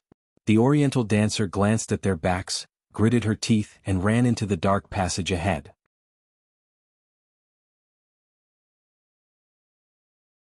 "I'm just doing this for the mission." The Oriental dancer rushed into the dark passage and muttered to herself, "The mission given by the Empress has not been completed yet. If I go back like this, she will definitely be unhappy. Yes. I have to go in and see. He shouldn't die so easily, right?" The surrounding scenery flew back quickly. The vibration in the distance continued to come. There should be a fault below, so many ruins collapsed. Boom. The Oriental dancer turned to avoid a falling stone and then stopped. There was a big pit in front of her. It was obviously blown up by a terrible explosion. Below it were all large and small pieces of debris. The road here had been cut off. If she wanted to go, she could only jump down and then find a passage to move forward. But at this moment, a rather embarrassed figure climbed up from the fracture in front. "You're not dead?" The Oriental dancer's face glowed in an instant. She seemed to be relieved and said, "Great." Bah. Soren spat a mouthful of saliva after climbing up. His blood was mixed with dust. He was almost directly shrouded in the initial big explosion. If he hadn't reacted quickly enough to resist the explosion, he might have been buried alive. Soren's whole body was gray, and there was a thick layer of fallen sand on it. He spat out the soil in his mouth, raised his hand to wipe his face and then said, "Why are you here?" Where are they? Soren glanced behind him and found no trace of other people. At this time the Oriental dancer didn't even need to speak. He seemed to already know everything and said slowly, "Gone? TSK. This kind of temporary team is really unreliable at critical moments." Get. The Oriental dancer, who just wanted to say something, suddenly saw Soren raise his hand and throw a gem with a strange luster. She quickly reached out and took a look at it. Her face immediately showed surprise. This was the task item she needed. Rumble. There was a sound of collapse behind them. Soren's face changed slightly. He rushed up quickly and said in a deep voice, "Let's go first. The bottom has been blown up. Even this area might collapse." The two sprinted toward the original road at high speed. Soren seemed to be seriously injured. The dust on his body was all stained with blood, and it was mixed together and condensed into blood clots. Even though their speed wasn't slow, by the time they arrived at the square, it was already pitch black. All the torches were extinguished, and the position of the dug passage was blocked by falling sand. The passage collapsed. This kind of temporarily dug passage could not withstand such a collapse, but the others seemed to have escaped in advance. What should we do now? The Oriental dancer glanced at Soren and whispered, "The passage has collapsed." Clang. Soren turned and glanced at her. He raised his hand and threw a shovel over. He said angrily, "What else can we do now? Dig out." You're tuning in to the Han Li's Wuxia Adventures YouTube channel. We're so grateful for your support, and don't forget to subscribe to join us on this incredible journey through captivating stories. Your generosity through donations truly makes a world of difference, as it's the primary source of revenue that allows me to expand and enhance this channel for you. Thank you from the bottom of my heart for being a part of this adventure.